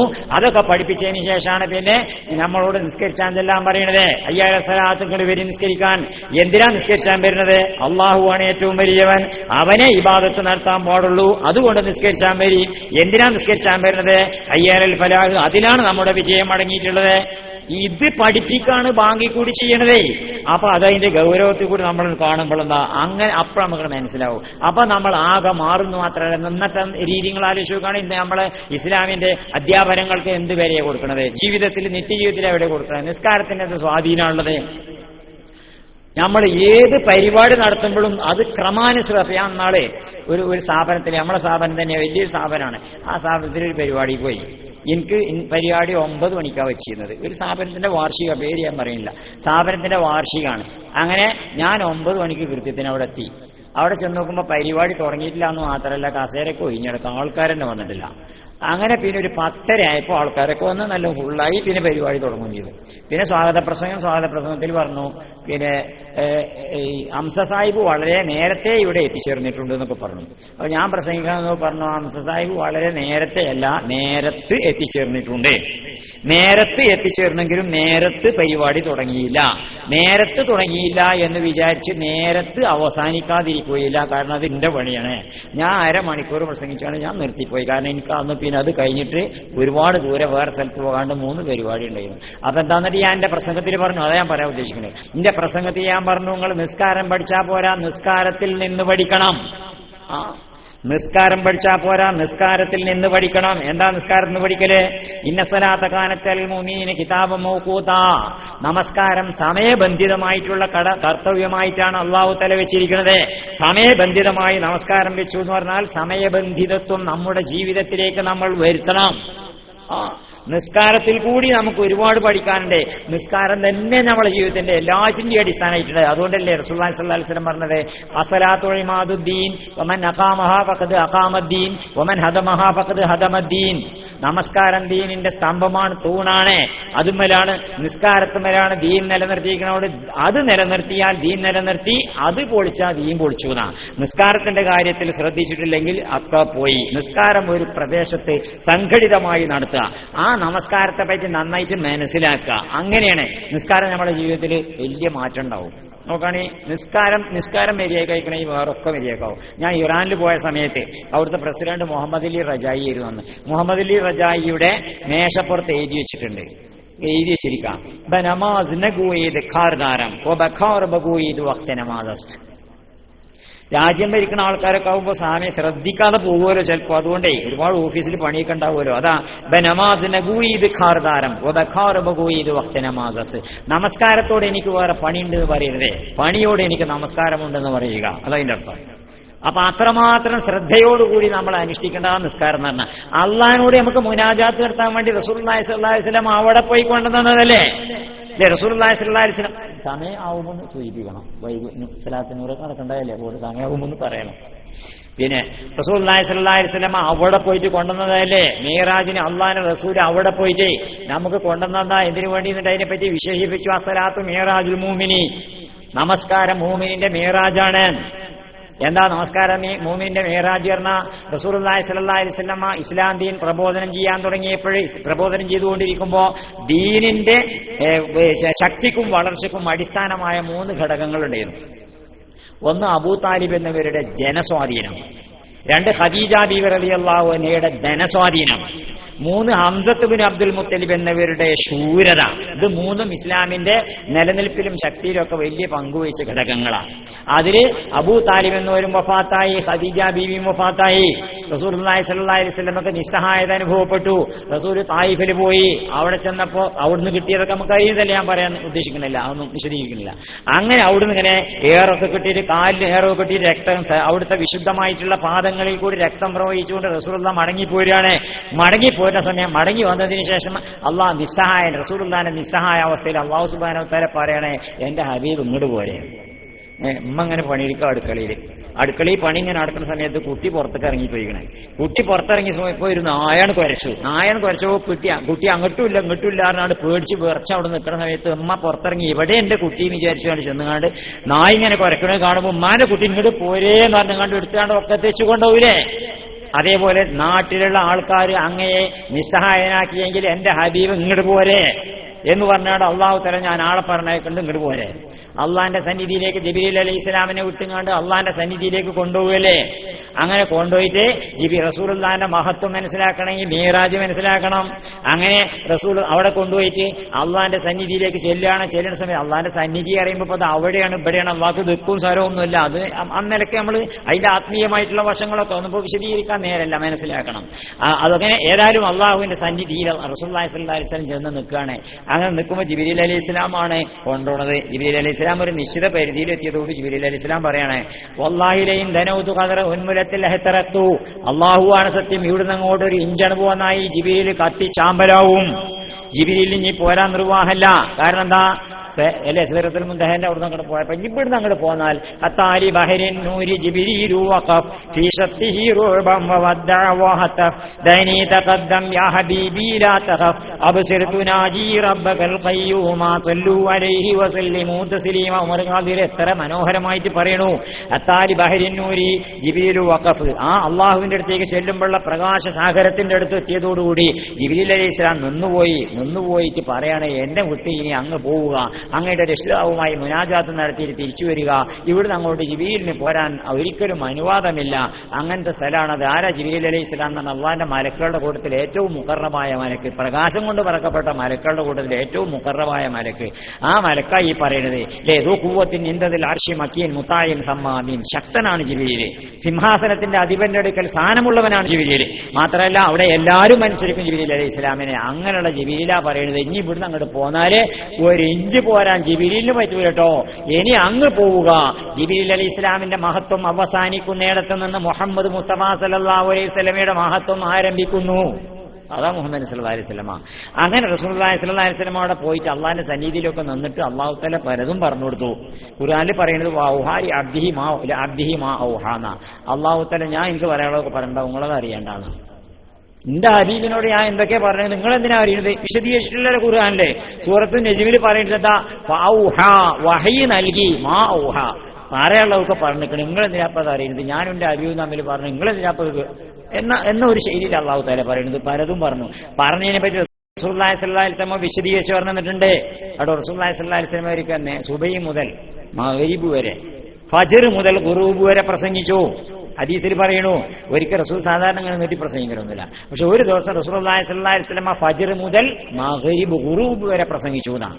ഇനിയിപ്പോ ഫജ്ർ മുതൽ ഖുറൂബ് വരെ പ്രസംഗിച്ചു പറഞ്ഞപ്പോ നിസ്കരിച്ചൊന്നും ജീവിക്കില്ലെന്ന് ചോദിക്കാൻ നിൽക്കണ്ട. കാരണം അതിപ്പോ 10 മണി മുതൽ 4 മണി വരെ സ്കൂൾ ടൈം എന്ന് പറഞ്ഞാൽ അതിന്റെ ഇടയിൽ ചോറിച്ചില്ല എന്ന് ഓർത്തല്ലല്ലോ, അതൊക്കെ ഉണ്ടായിട്ടുണ്ടാവും. ഏതായാലും ഫജ്ർ മുതൽ ഖുറൂബ് വരെ റസൂലുള്ളാഹി സ്വല്ലല്ലാഹു അലൈഹി വസല്ലം അന്ന് പ്രസംഗിച്ചു. അന്ന് പറഞ്ഞെന്ന കാര്യങ്ങൾ എന്തൊക്കെയാണ്? മാക്കാന ഒമാഹുവ കായിൻ, ഈ ലോകത്ത് സംഭവിച്ച കാര്യങ്ങൾ, ഇനി സംഭവിക്കാൻ പോണ കാര്യങ്ങൾ, സകല കാര്യങ്ങളും ഞങ്ങൾക്ക് വിശദീകരിച്ചെന്നു സഹാബത്ത് പറയുന്നു. അതൊക്കെ പറയാനുണ്ടെന്നാ റസൂൽ മിഅ്റാജിന് രാത്രി പോയപ്പോൾ അല്ലാഹു തആല പറഞ്ഞു വിട്ടാ. അതൊക്കെ ഇന്ന് നടക്കുന്ന കാര്യങ്ങളെ വിശദീകരിക്കാൻ സമയമില്ലാത്തതുകൊണ്ടാണ് ഒരുപാട് കാര്യങ്ങൾ പറയാണ്ട്. ഈ റസൂലുള്ളാഹി സ്വല്ലല്ലാഹു അലൈഹി വസല്ലം പറഞ്ഞ ഇന്ന് നടക്കുന്ന കാര്യങ്ങൾ മുഴുവൻ കണ്ടില്ല നിങ്ങള്? അഖ്വാമൻ, ഒരു ജനത വരാനുണ്ട്. ആ ജനതയെ പറ്റി റസൂലുള്ളാഹി സ്വല്ലല്ലാഹു അലൈഹി വസല്ലം പറഞ്ഞ കൂട്ടത്തിൽ പറഞ്ഞൊരു വാക്കുണ്ടേ, ചെറുപ്പക്കാർ നന്നായിട്ട് മനസ്സിലാക്കേണ്ട വാക്കാണ്. എന്താ പറയുന്നത്? ലാഇബൂന ബിൽ അബവാറ്റ് ബിൽ കഅബാറ്റ് ഷാരിബൂന ബിൽ ഖഹവാറ്റി. കഫേകളിൽ പോയിട്ട് കുടിക്കുന്നവർ. കേട്ടോ, ഭക്ഷണത്തെ പറ്റി പറഞ്ഞു. അതിന്റെ തുടക്കത്തിൽ പറയണ്ടേ എന്താ? അവര് മുന്തിയ ഭക്ഷണം കഴിക്കുന്ന ആൾക്കാര്. ആ ഭക്ഷണത്തിന്റെ വൈവിധ്യമാർന്ന ഇനങ്ങൾ കഫ്സയായിട്ടും അൽഫയമായിട്ടും എന്തൊക്കെ ഇനങ്ങളാണ് നമ്മൾ കഴിക്കണത്. അങ്ങനെ നന്നായിട്ട് ഭക്ഷണം കഴിക്കണവരെ, വൈവിധ്യമാർന്ന തരത്തിലുള്ള ഭക്ഷണത്തിന്റെ ഇനങ്ങൾ കഴിക്കണവരെ എന്നൊക്കെ പറഞ്ഞിട്ട് പിന്നെ പറയുന്ന വാക്ക് നോക്കാണിങ്ങള്. ലാഇബൂന ബിൽ കഅബാത്തി, സ്റ്റംപ് കൊണ്ട് കളിക്കുന്നവരെ. ക്രിക്കറ്റ് സ്റ്റംപ് കൊണ്ട് കളിക്കുന്നവരെ. എന്നിട്ട് റാഖിദൂന അനിൽ അതമാത്തി, അർദ്ധരാത്രിയിൽ ഉറക്കൊഴിക്കണവരെ. എന്നിട്ട് മുഫിരിത്തൂന ഫിൽ ഗദവാത്തി, നേരം വെളുക്കുമ്പോ കൂർക്കം മരിച്ച് ഉറങ്ങണവരെ. ഇന്നത്തെ സൊസൈറ്റിയിലെ പ്രത്യേകിച്ച് ന്യൂ ജനറേഷന്റെ ചിത്രല്ലേ കൂടി വരച്ചിരുന്നത് ഇതൊക്കെ നമുക്ക് പഠിപ്പിച്ചു റസൂലുള്ളാഹി സ്വല്ലല്ലാഹു അലൈഹി വസല്ലം. ആ റസൂല് അവിടുന്ന് എന്റെ ഉമ്മത്തിന്, ഞാൻ ഇതൊന്നും വിശദീകരിക്കാൻ സമയമില്ലാത്തതുകൊണ്ടാണ്, എന്റെ ഉമ്മത്തിന് ഇനി എന്താ കൊണ്ടേ കൊടുക്കേണ്ടതെന്ന് ആലോചിക്കുകയാണേ. നമുക്ക് കൊണ്ടുവന്നു നിസ്കാരം എന്റെ ഉമ്മത്തിനാണോ? അള്ളാന്റെ റസൂൽ അവിടെ ചെന്നിട്ട് അള്ളാന്റെ സന്നിധിയിൽ നിന്നിട്ട് അബ്ദുൽ ഖുദ്ദൂസ് ഗംഗൂഹി എന്നൊരു സൂഫി വര്യനുണ്ട്. അദ്ദേഹം ഒരിക്കൽ പറയാണ്, മുഹമ്മദ് അറബി അള്ളാഹുവിന്റെ സന്നിധിയിൽ പോയിട്ട് ഭൂമിക്ക് തന്നെ മടങ്ങിപ്പോന്നത്രേ, ഞാനാണെങ്കിൽ പോരൂല. നമ്മൾ പോരോ? അള്ളാന്റെ മുമ്പിൽ ചെന്നിട്ട് അള്ളാഹു നമുക്ക് സ്വർഗത്തിലെത്തിയാൽ പിന്നെ നമുക്ക് ഏറ്റവും അവസാനമായിട്ട് ആഗ്രഹിക്കാനുള്ള അള്ളാന്റെ ലിഖാ അല്ലേ? അതൊന്ന് കിട്ടിക്കഴിഞ്ഞാൽ പിന്നെ എങ്ങനെ പോരാ? റസൂലുള്ളാഹി സ്വല്ലല്ലാഹി അലൈഹി വസല്ലം അത്തരത്തിലുള്ള അനുഭൂതിയും അനുഭവവും ഉണ്ടായിട്ടും തന്റെ ഉമ്മത്തിനെ പറ്റിയാ ചിന്തിക്കുന്നത്. അങ്ങനെ ഭൂമിക്ക് പോരാ ചെയ്യുന്നത്. തന്നാൽ കരയേറേണ്ടവർ എത്രയോ പേർ താഴത്തു പാഴ്ചേറിൽ അമർന്നിരിക്കെ താൻ ഒറ്റയിൽ ഭ്രമപദം കൊതിക്കും തപോനിരിക്കെന്തൊരു ചാരിതാർത്ഥ്യം എന്ന് പറയലേ. എന്നെ കൊണ്ട് ഉയർന്നു വരണ്ടേ, അഴുക്കുകളിൽ നിന്നും ചെളിയിൽ നിന്നൊക്കെ എന്നെ കൊണ്ട് ചേറിൽ നിന്നും എന്നെ കൊണ്ട് ഉയർന്നു വരുന്ന ഒരു ഭൂമിയിലുണ്ടാവുമ്പോ പിന്നെ എനിക്ക് ഭ്രമപദം കിട്ടിയിട്ട് ഇങ്ങനെ പോയി കുത്തിരുന്നാ മതിയോ? അതാ റസൂലുള്ളാഹി സ്വല്ലല്ലാഹി അലൈഹി വസല്ലം ഉമ്മത്തിന്റെ അടുത്തേക്ക് വരികയാണ്. വരുന്ന സമയത്ത് കൊണ്ടുവന്ന് തന്നതാണ് നമുക്ക് നിസ്കാരം. അങ്ങനെ എന്താ റസൂലുള്ളാഹി സ്വല്ലല്ലാഹി അലൈഹി വസല്ലമയുടെ നിസ്സഹായ അവസ്ഥയിൽ നിന്ന് റസൂലുള്ളാഹി സ്വല്ലല്ലാഹി അലൈഹി വസല്ലം അള്ളാഹുവിന്റെ സന്നിധിയിൽ പോയി തിരിച്ചു വന്നതിന് ശേഷമാണ് പിന്നെ ഹിജ്റ ഉണ്ടാവുന്നത്. ആ ഹിജ്റയ്ക്ക് ശേഷമാണ് ഇസ്ലാമിന്റെ മുഴുവൻ വിജയങ്ങളും ഉണ്ടാവുന്നത്. അതേപോലെ ഈ ഘട്ടത്തിൽ നിന്ന് മറ്റൊരു ഘട്ടത്തിലേക്ക് നമ്മൾ എത്തുകയാണ്. നമ്മൾ നിസ്കരിക്കാൻ പോകുന്നതിന്റെ മുമ്പ് അതാ അസലാത്ത് മിറാജുൽ മുഅ്മിനി പറഞ്ഞാല് നമസ്കാരം മുഅ്മിനിന്റെ മിറാജാണ്. അപ്പോ നമ്മൾ നിസ്കരിക്കാൻ പോകുന്നതിന്റെ മുമ്പ് മനസ്സിൽ എന്ത് പ്രശ്നം ഉണ്ടെങ്കിലും ബുദ്ധിമുട്ടുണ്ടെങ്കിലും ദുരിതം ഉണ്ടെങ്കിലും ക്ലേശം ഉണ്ടെങ്കിലും അലസൽ എന്തുണ്ടെങ്കിലും നിസ്കരിച്ചിട്ട് പോരുന്നതോടുകൂടി ഇങ്ങോട്ട് മാറ്റം വരിക. അതാ മുഅ്മിനിന്റെ മിറാജ നിസ്കാരം എന്ന് പറഞ്ഞാൽ അള്ളാഹുവിന്റെ പ്രസൻസിൽ പോയിട്ട് നിൽക്കുക നമ്മൾ ചെയ്യുന്നത്. അള്ളാഹു അക്ബർ കയ്യന് കെട്ടിയാൽ പിന്നെ നമ്മൾ ലോകം മാറിയില്ലേ? വഹദത്തിന്റെ ലോകത്തിലേക്ക് നീങ്ങുകയാണ്. കസറത്തിന്റെ ലോകത്ത് നിന്ന് ബഹുത്വത്തിന്റെ ലോകത്തിൽ നിന്ന് ഏകത്വത്തിന്റെ ലോകത്തിലേക്ക് നമ്മൾ സഞ്ചരിക്കുകയാണ്. അങ്ങനെ നമ്മൾ അള്ളാഹു അക്ബർ കണ്ടിട്ടുള്ള മിറാജിന് റസൂലുള്ളാഹി സ്വല്ലല്ലാഹി അലൈഹി വസല്ലം ബുറാഖുമലല്ലേ പോയത്? ബുറാക്കുമലല്ലേ പോയത്? ബുറാക്ക് ചിറകടിക്കല്ലേ? ബുറാക്ക് ചിറകടിച്ചും അള്ളാഹുവിന്റെ സന്നിധിയിലേക്ക് ബുറാക്കമ്മ കൂടി ചിറകടിച്ച് കയറുന്നത് പോലെ നമ്മളിതാ അള്ളാഹു അക്ബർ പറയുന്ന സമയത്ത് അല്ലെ അള്ളാഹു അക്ബർ ചിറകടിക്കണേ. ആ ഭൂമി നമ്മൾ പൊന്തുകയാണ്. ഇനി ലോകം ഇതെല്ലാം മറ്റൊരു ലോകത്തേക്ക് നമ്മൾ സഞ്ചരിക്കുകയാണ്. അതാ വഹദത്തിന്റെ ലോകത്തേക്കാണ് നമ്മൾ പോകുന്നത്. അള്ളാഹുവിന്റെ ലോകത്തേക്കുള്ള കവാടം തുറക്കപ്പെട്ടിരിക്കുകയാണ്. ആലമുൽ ഗൈബ് ഷഹാദത്തിൽ നിന്ന് ആലമുൽ ഗൈബിലേക്കുള്ള കവാടം നമ്മളെ മുമ്പിൽ തുറക്കപ്പെട്ടിരിക്കുകയാണ്. അങ്ങനെ അള്ളാഹിന്റെ അടുത്തേക്ക് നമ്മൾ പോയിട്ട് അവന്റെ മുമ്പിൽ ഇങ്ങനെ നിൽക്കുക ചെയ്യണത്. അങ്ങനെ നിൽക്കുന്ന സമയത്ത് നമ്മൾ ഈ ദുനിയാവ് പിന്നെ നമ്മളെ മുമ്പിൽ ഇല്ലാപ്പെടുത്ത് ഒന്നുമില്ല. നമ്മളെ കുട്ടികളുമില്ല, നമ്മളെ കെട്ടിയോളുമില്ല, നാട്ടുകാരുമില്ല, ഉദ്യോഗമില്ല, ഒന്നുമില്ല. പിന്നെ അള്ളാഹു മാത്രം നമ്മുടെ മുമ്പില് ഓന്റെ പ്രസൻസിൽ ഇങ്ങനെ നിൽക്കുക ചെയ്യുന്നത്. ആ നിസ്കാരം എന്ന് പറഞ്ഞാൽ അതാ മിറാജ് പറയാൻ കാരണം. അസ്സലാത്തു മിറാജുൽ മുഅ്മിനി ഇന്നൽ മുസല്ലിയ യുനാജി റബ്ബഹു ഫൽയൻദുറുമായി യുനാജിഹി. നമസ്കരിക്കുന്നവൻ തന്റെ രക്ഷിതാവുമായി മുനാജാത്ത് നടത്തുകയാണ്. അതുകൊണ്ട് താൻ എന്താണ് മുനാജാത്ത് നടത്തുന്നത് എന്നുള്ളതിനെ സംബന്ധിച്ച് ചിന്തിക്കണം. ചിന്തിച്ചിട്ട് നിസ്കരിക്കണം. അക്കാര്യങ്ങളൊക്കെ ആലോചിച്ച് പഠിച്ചതിന്റെ മുമ്പിൽ എന്തിനും നിസ്കരിക്കണം. അതുകൊണ്ടല്ലേ അങ്ങനെ നിൽക്കുന്ന സമയത്ത് നമ്മൾ എന്താ പറയുന്നത് നിശ്ചയമില്ലാതെ നമ്മളിങ്ങനെ എന്തൊക്കെ എണ്ണിപ്പൊരിക്കാണ്ട് പറഞ്ഞുകൊണ്ട് മുമ്പിട്ട് നീർന്നു പോരുന്ന നിസ്കാരമല്ലേ ഈ പറയുന്നത്. നിസ്കാരം എന്ന് പറഞ്ഞാൽ ഗൗരവം കൊടുക്കണം. നമ്മളത് മനസ്സിലാക്കണം. കണ്ടോ റസൂലുള്ളാഹി സ്വല്ലല്ലാഹി അലൈഹി വസല്ലം കുട്ടികളെ തല്ലാൻ പാടില്ല. കുട്ടികളുണ്ടാവും, ഇവിടെ മദ്രസയിലെ കുട്ടികളുണ്ടാവും, നല്ല ഇഷ്ടപ്പെടുന്നുണ്ടാവും. യാ അലി ലാ തദ്രിബ് ഗുലാമക്ക്, യാ അലി ലാ തദ്രിബ് ഗുലാമക്ക്, അലി ഗുലാമിനെ അടിക്കരുതേ. അടിമക്കുട്ടി എന്ത് കുട്ടിയായിക്കോട്ടെ അടിക്കരുതേ. ഫൈനി റഅയ്തുഹു യുസല്ലിയു, നിസ്കരിക്കണേ ഞാൻ കണ്ടിരിക്കുന്നു. ഫൈനി ഉമിർതു അല്ലാ അദ്രിബൽ മുസല്ലിയ, നിസ്കരിക്കണവനെ പിന്നെ തല്ലരുത്. എനിക്ക് അല്ലാഹു തആല കൽപ്പന തന്നിട്ടുണ്ട് നിസ്കരിക്കണവനെ പിന്നെ തല്ലരുതേ. എന്താ കാരണം? നിസ്കരിക്കണവനെ പിന്നെ തല്ലേണ്ടി വരില്ല. ഇന്ന സ്വലാത്ത തൻഹാ അനിൽ ഫഹ്ശാഇ വൽ മുൻകരി, നമസ്കാരം എല്ലാ നീചവൃത്തികളിൽ നിന്നും തെറ്റുകുറ്റങ്ങളിൽ നിന്നും മനുഷ്യനെ തടയും. അപ്പൊ നമ്മൾ നിസ്കരിച്ചാൽ ആ നിസ്കാരം നമ്മളെ തെറ്റും കുറ്റൊന്നും ചെയ്യാത്ത ആളാക്കിയ പിന്നെ തല്ലേണ്ടി വരില്ലല്ലോ. പിന്നെ തല്ലണത്. അപ്പൊ അതുകൊണ്ട് അത്രമാത്രം നിസ്കാരത്തിന് ശക്തി ഉണ്ട് നമ്മൾ മനസ്സിലാക്കുക. നമ്മളെന്താ വെച്ചാൽ നിസ്കാരം ആ നിസ്കാരത്തിന് ജീവിതത്തിലൊരു സ്വാധീനം ഇല്ല എന്നുള്ള രീതി കാണാം. ആജിരാക്കനെ കോഴിക്കോട്ട് കഴിക്കുക. കോഴിക്കോട്ട് എന്ന് വെച്ചാൽ സമയത്ത് ആജിരാക്ക പെരും പാച്ചില്. ആജിരാക്കനെ വാച്ചിൽ നോക്കുമ്പോൾ പായും ചെയ്യുന്നുണ്ട്. ഇവിടുത്തെ ആജിരാക്കങ്ങൾ പായണത് ചോദിച്ചാൽ പിന്നെ കാമത്ത് ഇപ്പൊ കൊടുക്കുക എനിക്ക് വേണമെങ്കിൽ പോന്നു പറഞ്ഞു. എന്നിട്ട് മൂപ്പരിങ്ങനെ നല്ല പെരിഞ്ഞ പോക്കാ ചെയ്യുന്നത്. വാച്ചിൽ നോക്കുക പഠിക്കലേക്ക് പോവാ, കാമത്ത് ഇപ്പൊ കൊടുക്കുന്ന പറഞ്ഞ് പോകാം. അങ്ങനെ നമ്മളും പിന്നാലെ ചെന്ന് നിസ്കരിച്ചല്ലോ കഴിഞ്ഞ ശേഷം ആജിരാക്കനോട് ചോദിച്ചു, എന്തേ ഇപ്പൊ നിങ്ങൾ കോഴിക്കോട്ടേക്ക് വന്നീന്ന് ചോദിച്ചു. ഞാൻ കുട്ടിയൊരു കേസുണ്ട്. എന്ത് കേസാ? അത് അയൽവക്കാരനായിട്ടാ കേസ്.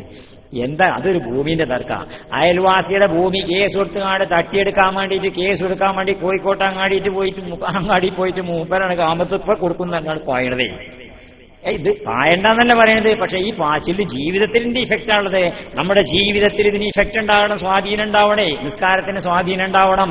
അതുകൊണ്ടല്ലേ ഏത് തിന്മയിൽ നിന്ന് നമ്മളെ തടയുന്നു നമ്മുടെ നിസ്കാരം നേരെയിക്കണേ, ബാക്കിയൊക്കെ നേരെയാവും. അല്ലെ? ഒരു പണ്ഡിതൻ ഒരിക്കൽ പിന്നെ ഒരാൾ ഹാദിമ് വേലക്കാരൻ സദ്യ നടക്കുന്ന സമയത്ത് വേലക്കാരൻ കറിയും പാത്രമായിട്ട് ഇങ്ങനെ ചെല്ലാം. കറിയും പാത്രം കൊണ്ട് ഇങ്ങനെ പോണ സമയത്ത് ഒന്നാണ് വെച്ചുത്തിട്ട് കറി തുളുമ്പിപ്പോയി. അപ്പോ എന്താ പറയുക, എന്റെ നിസ്കാരം നേരിട്ടില്ല. നിസ്കാരം നേരെയിട്ടില്ല. നിസ്കാരം നേരെയായ പിന്നെ തഖ്വ ഉണ്ടാവും. തഖ്വ പറഞ്ഞ സൂക്ഷ്മതയാണ്. സൂക്ഷ്മത പറഞ്ഞാൽ എന്താണ്? എല്ലാ കാര്യത്തിലും സൂക്ഷ്മത ഉണ്ടാവും. അപ്പൊ പിന്നെ വെച്ചുത്തൂല്ല, കാര്യം മാത്രം ബുദ്ധിയില്ല. അതന്നെ ഈ പറയുന്ന അർത്ഥം. അവിടെ നമ്മളെന്താ, നമ്മൾ പള്ളിയൊക്കെ പോയി നിസ്കരിച്ചു. നിസ്കാരം എന്ന് പറഞ്ഞാൽ നിസ്കരിച്ചു, റമദാൻ മാസത്തിലൊക്കെ നിസ്കരിച്ചു, എന്നിട്ട് തറാവിയൊക്കെ നിസ്കരിക്കും, വിത്റും നിസ്കരിക്കും, എല്ലാം നിസ്കരിച്ചുകൊണ്ട് ചെല്ലേണ്ടതൊക്കെ ചെല്ലും, സലാത്തും ചെല്ലും, ലാ ഇലാഹ ഇല്ലല്ലാഹും ചെല്ലും, തസ്ബീഹും ചെല്ലും, എല്ലാം ചെല്ലും. എല്ലാം ചെല്ലിയിട്ട് അവസാനം ഇമാം നിയ്യത്ത് ചെല്ലി തന്നു, അതും ചെല്ലി എല്ലാം കഴിഞ്ഞിട്ട് വളരെ ഭക്തി നിർവിശേഷം ഉസാറായിട്ട് ഇബാദത്തൊക്കെ എടുത്തും ഇറങ്ങിപ്പോരുമ്പോ ആരാന്റെ ചെരുപ്പും കാലും ഇട്ടിട്ട് ഒരൊറ്റ പോരല്ലേ കളിക്കുന്നേ. ആരാന്റേതാ അവനാന്റേതാന്ന് വകതിരിച്ച് മനസ്സിലാക്കാനുള്ള മനസ്സ് നിസ്കാരം കൊണ്ട് ഉണ്ടാവണം. അതാ തഖ്വാർണ. തഖ്വാർണ സൂക്ഷ്മത ജീവിതത്തിന്റെ എല്ലാ മേഖലയിലും ഉണ്ടാവും. പിന്നെ ആരാന്റെ ചെരുപ്പും തിരിച്ചറിയും. അത്ര ശക്തിയുള്ളതായി നിസ്കാരം തന്നെ. അത് പക്ഷെ എന്താ വെച്ചാൽ നിസ്കാരത്തെ പറ്റി നമ്മൾ പഠിക്കും, മനസ്സിലാക്കും, അത് ഉൾക്കൊള്ളുകയും ചെയ്യണം. അപ്പോഴാണ് നേരെയാവും. അബൂ തൽഹത്തുൽ അൻസാരി റളിയല്ലാഹു അൻഹു അദ്ദേഹം നിസ്കരിക്കാൻ നിന്നിട്ട് ഇങ്ങനെ തക്ബീർ കെട്ടി നിസ്കരിക്കണതിന്റെ ഇടയിലുണ്ട് അദ്ദേഹത്തിന് ഒരു തോട്ടമുണ്ട്, തൊട്ടടുത്താണ്. അപ്പോ ശ്രദ്ധ തോട്ടത്തിന്റെ അടുത്തേക്കാണ് പോയി. അന്നത്തെ പള്ളി നിസ്കരിക്കുന്ന സ്ഥലം വീടുമൊക്കെ പറഞ്ഞാൽ അങ്ങനെയാണല്ലോ, എല്ലാവർക്കും കാണുമൊക്കെ തന്നെ ഈ കാര്യം. ഇന്നത്തെ അതിനിങ്ങനെ ഭദ്രമല്ലല്ലോ. ഏതായാലും അദ്ദേഹത്തിന്റെ തോട്ടത്തിലേക്ക് ശ്രദ്ധിച്ചു. തോട്ടത്തിൽ പക്ഷിപറവാദികൾ ഇങ്ങനെ പഴങ്ങളൊക്കെ കൊത്തിപ്പെറുക്കി കൊണ്ടുപോകുന്നുണ്ട്, പറക്കുന്നുണ്ട്. അത് കണ്ടപ്പോൾ അദ്ദേഹത്തിന്റെ ശ്രദ്ധ ഇങ്ങനെ തോട്ടത്തിൽ ഇങ്ങനെ പോയി. പെട്ടെന്ന് മുമ്പ് ഓർത്തി ഞാൻ നിസ്കാരത്തിലാണല്ലോ. വീണ്ടും ശ്രദ്ധ ഇങ്ങോട്ട് തന്നെ വെച്ചുകൊണ്ടു കൊണ്ടുവന്നുകാണ്ട് പിന്നെ നിസ്കാരം ഫുള്ളായിട്ട് പിന്നെ നിസ്കാരത്തിൽ തന്നെ ശ്രദ്ധ കേന്ദ്രീകരിച്ചു. നിസ്കാരം കഴിഞ്ഞതിന് ശേഷം റസൂലുള്ളാഹി സ്വല്ലല്ലാഹു അലൈഹി വസല്ലമയുടെ സന്നിധി ചെന്നിട്ട് പറയാണ്, അല്ലാഹുവിന്റെ റസൂലേ, എനിക്കൊരു തോട്ടമുണ്ട്. ആ തോട്ടം എനിക്ക് ഏറ്റവും ഇഷ്ടപ്പെട്ട തോട്ടമാണ്. എനിക്ക് ഏറ്റവും കൂടുതൽ വരുമാനം നേടിത്തരുന്ന തോട്ടമാണ്. പക്ഷേ ആ തോട്ടം എന്റെ നമസ്കാരത്തിൽ നിന്ന് അല്പസമയത്തേക്ക് ശ്രദ്ധ തട്ടിയെടുത്തിട്ടുണ്ട്. ആ തോട്ടം അബൂ തൽഹയ്ക്ക് ഇനി വേണ്ട. എനിക്ക് ഏറ്റവും വരുമാനം നേടിത്തരുന്ന എനിക്ക് ഏറ്റവും ഇഷ്ടപ്പെട്ട തോട്ടം, പക്ഷേ എന്റെ നമസ്കാരത്തിൽ നിന്ന് അല്പസമയത്തേക്ക് ശ്രദ്ധ തട്ടിയെടുത്തിരുന്ന തോട്ടം, ആ തോട്ടം ഇനി അബൂ തൽഹയ്ക്ക് വേണ്ട. അത് പാവങ്ങൾക്ക് കൊടുത്തോളി, അള്ളാന്റെ മാർഗത്തിൽ ഞാൻ സദഖ ചെയ്തിരുന്നു, ആ തോട്ടം ഇനി എനിക്ക് വേണ്ട. ഒരു നിസ്കാരം വലിയത്, തോട്ടല്ല വലിയത്. അതാ പറഞ്ഞത് അല്ലാഹു അക്ബറാണ്, അള്ളേണ് വലിയത്, ബാക്കിയുള്ളതൊന്നും വലുതല്ല. ആ അവസ്ഥയിലേക്ക് നമ്മളെ വളർത്താൻ നോക്കണം. നമ്മളിങ്ങനെ മരവും കൊടുത്തയച്ച് ചെയ്യുന്നൊരു വാച്ച്, അളിയൻ കൊടുത്തയച്ച് ചെയ്യുന്നൊരു വാച്ച് ഗൾഫിൽ നിന്ന്. ആ വാച്ച് നല്ല പൊന്നിന്റെ നിറക്കുള്ളൊരു വാച്ച്. അങ്ങനെ തക്ബീറൊക്കെ കെട്ടിക്കാണ്ട് ആദ്യം കെട്ടി പള്ളിയിലേക്ക് വന്നിക്കല്ലേ. അപ്പൊ നിസ്കാരത്തിനിടയിൽ വാച്ച് ഇങ്ങനെ കണ്ടപ്പോൾ ഒന്നിങ്ങനെ കുറച്ച് ഇങ്ങനെ ശ്രദ്ധിച്ചു. പിന്നെ നിസ്കാരത്തിലാണെന്നോ ആലോചിച്ചപ്പോൾ പൊത്തിപ്പിടിച്ചു. എന്നിട്ട് പിന്നെ ഇങ്ങനെ അറിയാതെ ഇങ്ങനെ വേണ്ട. പിന്നെ റുക്കുവിലേക്ക് പോയപ്പോൾ ഒന്നിങ്ങനെ അങ്ങനെ നിസ്കാരത്തിൽ പലവട്ടം വാശുമിൽക്ക് നോക്കി. കാരണം പുതിയതല്ലേ, കിട്ടിയതല്ലേ, അളിയനോ മരോനോ ഒക്കെ കൊടുത്തയച്ചതുമല്ലേ. അങ്ങനെ നിസ്കാരം കഴിഞ്ഞതിന് ശേഷം ഉസ്താദിന്റെ അടുത്ത് ചെന്നുകാണ്ട്, ഉസ്താദേ, എനിക്കൊരു വാച്ചുണ്ട്. ആ വാച്ച് എന്റെ അളിയൻ കൊടുത്തയച്ചതാണ്. എനിക്ക് ഏറ്റവും ഇഷ്ടപ്പെട്ട വാച്ചാണ്. 8-10 റുപ്യ വിലയുണ്ടത്രേ. മുന്തിയ വാച്ചാണ്, പൊന്നിന്റെ നിറവാണ്. എനിക്ക് വളരെ പറ്റിയിട്ടുണ്ട്. മരവും കൊടുത്തയച്ചാന്നുള്ള എനിക്ക് പ്രത്യേകിച്ചും താല്പര്യമുണ്ട്. പക്ഷേ എന്റെ നമസ്കാരത്തിൽ ആ വാച്ച് അല്പസമയം ശ്രദ്ധ തട്ടിയെടുത്തിരിക്കണു. അതുകൊണ്ട് ആ വാച്ച് ഇനി അമ്മക്ക് വേണ്ട. ഉസ്താദെ, ഇങ്ങള് അത് മദ്രസയ്ക്കോ പള്ളിക്കേക്കോ എന്ത് ഫണ്ടിലേക്കെങ്കിലും ലേലം പൊളിച്ച് എടുത്തോളും ഉസ്താദെ എന്ന് പറയാൻ ഞമ്മക്ക് തോന്നുമോ? അഥവാ അങ്ങനെ തോടുത്തിട്ടുണ്ടെങ്കിൽ പിന്നത്തെ നിസ്കാരമൊക്കെ അതാലോചിച്ചുകൊണ്ട് അത്രമാത്രം വേണ്ടിയിരുന്നില്ലാന്ന് ആലോചിച്ചുകൊണ്ട് ബാക്കിയുള്ള നിസ്കാരമൊക്കെ ഇരപ്പാവും.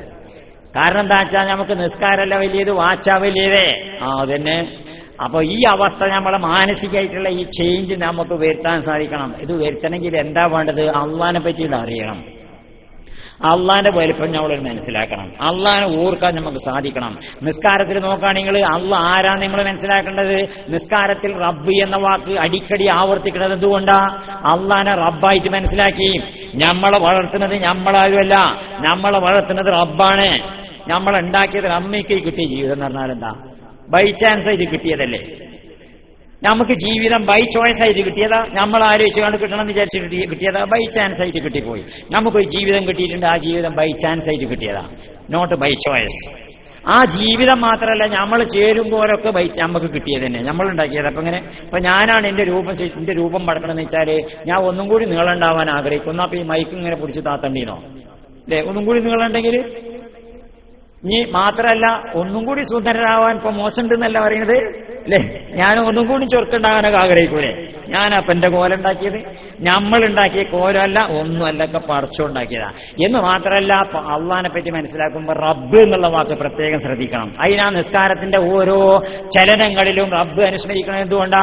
അള്ളാഹു അക്ബർ തക്ബീർ കിട്ടിയതിനു ശേഷം നമ്മൾ വജ്ജഹ്തു വജ്ഹിയല്ലദീ ഫതറ സമാവാതി വൽ അർള ഹനീഫൻ മുസ്ലിമൻ വമാനൽ മിനൽ മുശ്രിക്കീന സ്വലാത്തി വനുസുകി വമഹ്യായ വമമാതി ലില്ലാഹി റബ്ബിൽ ആലമീൻ. റബ്ബ് എന്നുള്ള വാക്ക് ഉപയോഗിക്കണേ. അവിടുന്ന് ആ വജ്ജത്ത് കഴിഞ്ഞതിന് ശേഷം ഫാത്തിഹ സൂറത്ത് ഓതുന്നു, അൽഹംദുലില്ലാഹി റബ്ബിൽ ആലമീൻ, റബ്ബ്. അത് കഴിഞ്ഞിട്ട് പിന്നെ നമ്മൾ റുകൂഇലേക്ക് പോകുന്നു, സുബ്ഹാന റബ്ബിയൽ അലീം, റബ്ബേ. അത് കഴിഞ്ഞിട്ട് പിന്നെ നമ്മൾ ഇഅ്തിദാലിലേക്ക് ഉയരുന്നു, റബ്ബനാ ലക്കൽ ഹംദ്, റബ്ബേ. പിന്നെ സുജൂദിലേക്ക് പോകുന്നു, സുബ്ഹാന റബ്ബിയൽ അഅ്ലാ ബിഹംദിഹി, റബ്ബേ. പിന്നെ നീച്ചിക്കാണ്ട് റബ്ബി ഗഫിർലി വർഹംനി, റബ്ബേ. എല്ലാ ചലനങ്ങളിലും നമ്മൾ റബ്ബ് റബ്ബ് എന്നുള്ള വാക്ക് ആവർത്തിക്കുന്നത് എന്തുകൊണ്ടാ? അള്ളാനെ റബ്ബായിട്ട് മനസ്സിലാക്കണം. റബ്ബ് എന്ന് പറഞ്ഞാൽ നമ്മളെ എവല്യൂഷനൈസർ. റബ്ബ് പറഞ്ഞാൽ നമ്മൾ നാഥൻ എന്ന് പറഞ്ഞാലും നമ്മൾ രക്ഷിതാവ് എന്ന് പറഞ്ഞാലും ഒന്നും അതിന്റെ അർത്ഥാവൂല. റബ്ബ് എന്ന വാക്കിന് ശരിക്കും ഇംഗ്ലീഷിൽ പറയുമ്പോൾ എവല്യൂഷനൈസർ, നമ്മളെ പരിണമിച്ച് പരിവർത്തിപ്പിച്ച് പടിപടിയായി വളർത്തി കൊണ്ടുവരുന്നവൻ. നമ്മൾ ജനിച്ച സമയത്ത് എന്തെയ്യുന്ന സ്ഥിതി? ജനിച്ചിങ്ങനെ ഭൂമിയിലേക്ക് വീണ സമയത്തെ കോഴിക്കുട്ടികളാണെങ്കിൽ ജനിച്ചു വന്നോടനെ തന്നെ അങ്ങനെ നടക്കാൻ തുടങ്ങും, പി അങ്ങനെ നടക്കും. പൈക്കുട്ടികളാണെങ്കിൽ തൊമ്പിലെടുത്ത് ചാടി അങ്ങോട്ട് പോകും, അങ്ങോട്ട് ഓടിപ്പോകും. ആട്ടുകുട്ടികളാണെങ്കിൽ ചാടി ഓടിപ്പോകും. പല ജീവികളെ സംബന്ധിച്ച് നോക്കുകയാണെങ്കിൽ ജനിച്ചാൽ അപ്പം തന്നെ നീച്ചുകാട് അങ്ങോട്ട് ഓടും ചാടും നടത്തുകയൊക്കെ ചെയ്യും. മനുഷ്യന്റെ കുട്ടിയാണെങ്കിലോ, മനുഷ്യന്റെ കുട്ടിയാണെങ്കിൽ അങ്ങോട്ട് കിടക്കും. കടന്നിട്ട് എന്താണ്, നീച്ചാനും വെച്ച ഇളകാനും വെച്ച ഒന്നിനും വെച്ച നമ്മളിങ്ങനെ നിസ്സഹാരായിട്ട് കിടക്കുകയാണെ ഒരേ ഭാഷ അറിയും. ഏത് ലാംഗ്വേജ് പറയണവനും ഒരേ ഭാഷ. ഇംഗ്ലീഷുകാരനാണെങ്കിലും മലയാളിയാണെങ്കിലും ഹിന്ദി ആണെങ്കിലും ആരാണെങ്കിലും ഒരേ ഭാഷ, ഒറ്റ ഭാഷ. കരച്ചില് വിശക്കണുണ്ടോ കാര്യ, കൊതുക് കടിച്ചോ കാര്യ, മൂട്ട കടിച്ചോ കാര്യ, മൂത്രയിക്കാൻ മുട്ടുണ്ടോ കാര്യ, മുലപ്പാൽ കുടിച്ചണോ കാര്യ, എല്ലാവരും കാര്യമല്ലാത്ത ഒരു ഭാഷ അറിയില്ല അന്നത്തെ ഒരു ആ കാലഘട്ടത്തിലെ നമ്മുടെ നേരെ ഉമ്മാന്റെ മനസ്സിലെ അങ്ങേയറ്റത്തെ സ്നേഹവും വാത്സല്യവും കാരുണ്യം അള്ളാഹു തആല ഇട്ടുകൊടുത്തിട്ടില്ലെങ്കിൽ നമ്മളെ ഇക്കോലത്തിൽ വളർത്തിക്കൊണ്ടുവരോ? നമ്മളെ വളർത്താൻ വേണ്ടിയിട്ട് നമ്മൾ ജനിച്ചു വരുന്ന സമയം മുതൽക്ക് നമ്മളെ ഓരോ സ്റ്റേജിലും ഓരോ ഘട്ടത്തിലും നമ്മളെങ്ങനെ വളർത്തിക്കൊണ്ടുവരുന്നവർ റബ്ബാണ് അള്ളാഹു തആല എന്ന് പറഞ്ഞാൽ, ആ അള്ളാഹു നമ്മളെ റബ്ബാന്നുള്ളവർക്ക് മനസ്സിലാക്കിയിട്ട് റബ്ബിനെ നല്ലോണം പഠിക്കുകയും മനസ്സിലാക്കുകയും ചെയ്യാം. അങ്ങനെ മനസ്സിലാക്കിയാൽ പിന്നെ ഓനോടാണ് അടുപ്പം തോന്നും, പിന്നെ ഓനോടാണ് സ്നേഹം തോന്നും, പിന്നെ ഓൻ തന്നെ വലുതെന്ന് നമുക്കത് മനസ്സിലാവും. അപ്പൊ നിസ്കാരമാണ് വലുതാവും. അതന്നെ. അപ്പൊ അതുകൊണ്ട് ഞാൻ പറഞ്ഞു വന്നത്, കാരണം പഠിച്ചതൊക്കെ നമുക്ക് വേണ്ടി ഞാൻ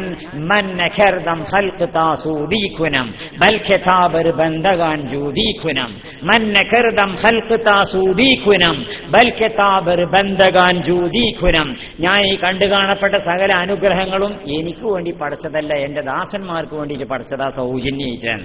അള്ളാഹു തആല സൗജന്യമായിട്ടാണ് തന്നിരിക്കാൻ. നമുക്ക് ഓരോന്നിന്റെയും വില നമുക്ക് മനസ്സിലാക്കൽ എപ്പോഴാണ്? ഓക്സിജന്റെ വില മനസ്സിലാക്കൽ എപ്പോഴാണ്? നമ്മൾ ദിവസേന ശ്വാസം ഇങ്ങനെ മേപ്പിട്ടും ഭരിച്ചിട്ടില്ലേ? ഈ ശ്വാസം ഭരിക്കുന്ന സമയത്ത് നമുക്ക് ശ്വസിക്കാനുള്ള ഓക്സിജൻ അന്തരീക്ഷത്തിന് നമുക്ക് ഇങ്ങനെ കിട്ടിക്കൊണ്ടിരിക്കണു. നമ്മൾ പിന്നെ ബോംബെക്ക് പോയി നോക്കിയിട്ടുണ്ടോ? ആ കൊങ്കൺ റെയിൽവേ കൂടി പോണ സമയത്ത് ഇടക്കുണ്ട് അണ്ടർഗ്രൗണ്ടിൽ കൂടിയുള്ള പോക്ക്. അപ്പൊ തന്നെ കൃത്രിമമായിട്ടുള്ള ഓക്സിജനൊക്കെ അതിന്റെ ഉള്ളിൽ വെച്ചിട്ടുണ്ടാവും. ഒന്നാൽ തന്നെ ഒരു പുന്നല കേട്ടോ. നേച്ചറിലുള്ള പ്രകൃതിയിലുള്ള ഓക്സിജൻ നമ്മൾ അനുഭവിക്കണ മാതിരിയല്ല കൃത്രിമമായിട്ടുള്ളതൊക്കെ. എന്തായാലും നമ്മൾ വില മനസ്സിലാക്കൽ വലിയപ്പാൻ ആശുപത്രി കൊണ്ടുപോയിക്കാണ്ട് ഓക്സിജൻ കൊടുത്തുകാണ്ട് പിന്നെ ഒരു വില്ല് കാണുമ്പോൾ പടച്ചോനെ ഇത്രയൊക്കെ വില ഉണ്ട് ഈ സാധനത്തിന്. അപ്പോഴാണ് നമ്മൾ ആലോചിക്കുന്നത്, ഈ സാധനം കണ്ടോ സൗജന്യമായിട്ട് തരുന്നു, എല്ലാം സൗജന്യമായിട്ട് തന്നുകൊണ്ടിരിക്കുന്നു. സമയമില്ലാത്തതുകൊണ്ട് ഒരുപാട് പറയാനുണ്ട്. ഇങ്ങനെ അതാ മൻ സകലവും എന്റെ ദാസന്മാർക്ക് വേണ്ടിയിട്ട് ഞാൻ പഠിച്ചതാ. അള്ളാഹു തആല ഇങ്ങനെ പഠിച്ചു തരാം. നമ്മൾ ആവശ്യമനുസരിച്ച് ഡിമാൻഡിനനുസരിച്ചുള്ള സപ്ലൈ കണ്ടില്ല നിങ്ങൾ? ഓരോ കാര്യങ്ങളും ആലോചിച്ചു കാണുക. ഡിമാൻഡിനനുസരിച്ചുള്ള സപ്ലൈ. കാശ്മീരിൽ ചെമ്മരിയാടുണ്ട്, ഇവിടെ ചെമ്മരിയാടില്ല. എന്താ കാരണം? കാശ്മീരിൽ പോയി നോക്കിക്കണോ, എന്ത് തണുപ്പാണ് അവിടെ, പെരും തണുപ്പ്. ഞാൻ പോയി പാർത്തിക്കണം അവിടെ കാശ്മീരിലെ. എന്താ തണുപ്പ് കാര്യങ്ങള്. അവിടെ കങ്കിടി എന്ന സാധനമുണ്ട്, അതിന്റെ ഉള്ളിൽ തീക്കട്ടടല്ല. തീക്കട്ട ഇട്ടുകാണ്ട് അതൊരു പ്രധാന വ്യവസായം കങ്കിടി വ്യവസായം. കാരണം അവിടെ അത് പിന്നെ ഡിസംബർ മാസമൊക്കെ ആണെങ്കിൽ അവിടെ ശ്രീനഗറിൽ പിന്നെ ഈ ഇതന്നെ ഉണ്ടാവില്ല, എന്താ നിയമസഭാ സമ്മേളനം അവിടുന്ന് മാറ്റല, ജമ്മുക്ക് മാറ്റില്ല. കാരണം അവിടെ നടക്കൂല എന്നുള്ളത് കൂടെ. ആ ജാതി തണുപ്പ്. എന്നിട്ട് ഈ കങ്കിടി എന്ന സാധനം കുപ്പായത്തിന്റെ ഉള്ളിൽ വെക്കല. കുപ്പായത്തിന്റെ ഉള്ളിൽ വെച്ചിട്ടുണ്ടാ കാര്യം തീക്കട്ടൊക്കെ ഒന്ന് തണുപ്പ്. ആ ജാതി തണുപ്പല്ലേ. അങ്ങനത്തെ തണുപ്പുള്ള സ്ഥലത്ത് ചെമ്മരിയാടിന്റെ രോമം കൊണ്ട് പുതപ്പുണ്ടാക്കണം, ചെമ്മരിയാടിന്റെ രോമം കൊണ്ട് സ്വെറ്റർ ഉണ്ടാക്കണം, ചെമ്മരിയാടിന്റെ രോമം കൊണ്ട് ഷാൾ ഉണ്ടാക്കണം. കാശ്മീരിൽ അത് ആവശ്യമാണ്. കാരണം അങ്ങനെ അവിടെ തണുപ്പുണ്ട്, ഇവിടെ അത് ആവശ്യമില്ല. അതുകൊണ്ട് ഇവിടെ ചെമ്മരിയാടുമില്ല. നമ്മൾ ആവശ്യമനുസരിച്ച് പടച്ചവൻ തരുന്നുണ്ട്. നിങ്ങൾ ഓരോ കാര്യങ്ങളെ പറ്റി ആലോചിച്ച് നോക്കുകയാണെങ്കിൽ നമുക്ക് ഭക്ഷണം കഴിക്കണം, വൈവിധ്യമാർന്ന തരത്തിലുള്ള ഭക്ഷണ സാധനങ്ങൾ തരുന്നുണ്ട്. നിങ്ങൾ വൈവിധ്യമാർന്ന തരത്തിലുള്ള ഒരേ തരത്തിലുള്ള ഭക്ഷണം എന്നും തിന്നാൻ കിട്ടിയ എന്തെങ്കിലും സ്ഥിതി. ഇസ്രായേൽ സമുദായത്തെ പറ്റി സമയമാകുമ്പോൾ ഒന്ന് സൂചിപ്പിക്കണം. ഇതെന്ന് എനിക്ക് തോന്നുന്നത്. ഒരു 5 മിനിറ്റ് കൂടെ നിലനിൽക്കാനല്ലേ? അപ്പൊ അതുകൊണ്ട് സമയം മജ്‌ലിസുനൂറൊക്കെ നടക്കേണ്ടതല്ലേ? എത്രയായി? ആയിക്കോട്ടെ, കാമണിക്ക് കൊടുക്കുന്നു. അപ്പോ പിന്നെ നമ്മുടെ നാട്ടിലെ പറ്റി നമ്മൾ ഭക്ഷണ സാധനത്തെ പറ്റി ആലോചിച്ച് നോക്കുകയാണെങ്കിൽ നിങ്ങൾ വൈവിധ്യമാർന്ന തരത്തിലുള്ള ഭക്ഷണം നമുക്ക് തന്നുകൊണ്ടിരിക്കുക അള്ളാഹു തആല. ഒരേ ഭക്ഷണം എന്നും കോഴി ബിരിയാണി ഇന്നങ്ങനെ കിട്ടിയാൽ എന്താ അതിന്റെ രസം? എല്ലാ ദിവസവും മുന്തിയ തന്നെയാണ്. പക്ഷെ കോഴി ബിരിയാണിന് കിട്ടുന്ന രസം ഇസ്രായേൽ സമുദായത്തെ പറ്റി പരിശുദ്ധ ഖുർആനിൽ പറയുന്നില്ലേ? മൂസാ നബി അലൈഹി ഇസ്ലാമിന്റെ അനുയായികൾ ഇസ്രായേൽ സമുദായക്കാർ ഇങ്ങനെ പിന്നെ ഒരിക്കലേ മരുഭൂമി കൂടി ഇങ്ങനെ അലഞ്ഞു നടന്നൊരു കാലം ഉണ്ടല്ലോ. ആ കാലത്ത് ഭക്ഷണം ഇല്ലാത്തതുകൊണ്ട് അള്ളാഹു തആല മന്നായും സൽവായും വാൻസൽന അലൈക്കും മന്ന വസൽവ, മന്നായും സൽവായും നിങ്ങൾക്ക് നമ്മൾ തന്നില്ലേ? മന്നും സെൽവിയും. മന്ന് പറഞ്ഞാൽ എന്താ? റൊട്ടിയൊക്കെ ഉണ്ടാക്കി തിന്നാൻ പറ്റുന്ന സാധനം. സെൽവ പറഞ്ഞാൽ കാടപ്പക്ഷിയാണ്. കാടാന്ന് പറഞ്ഞാൽ മുന്തിയ സാധനമല്ലേ? 1000 കോഴിക്ക് അരക്കാടാന്ന് നമ്മൾ നാട്ടിൽ ചൊല്ലുന്നുണ്ട്. അത്ര മുന്തിയ സാധനം കാട. മാത്രമല്ല ഹോട്ടലിലൊക്കെ കാടയിറച്ചി ഇവിടെ കിട്ടുന്ന എഴുതി വെച്ചിട്ടുണ്ടാവും, പോത്തിറച്ചി ഇവിടെ കിട്ടുന്ന എഴുതി വെച്ചിട്ടുണ്ടാവോ? കാടയിറച്ചി ഇവിടെ കിട്ടുന്നു എഴുതിക്കൂരെ? മുന്തിയ സാധന കാട. ഈ സാധനമാണ് ഇസ്രായേലിയർക്ക് അള്ളാഹു തആല മുന്തിയത തിന്നാൻ കൊടുത്തത്.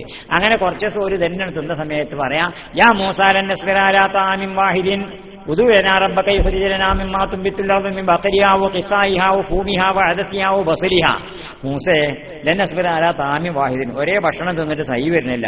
അതുകൊണ്ട് ഉദു ലനാ റബ്ബക, റബ്ബിനോടൊന്ന് ദുആയിരക്ക്.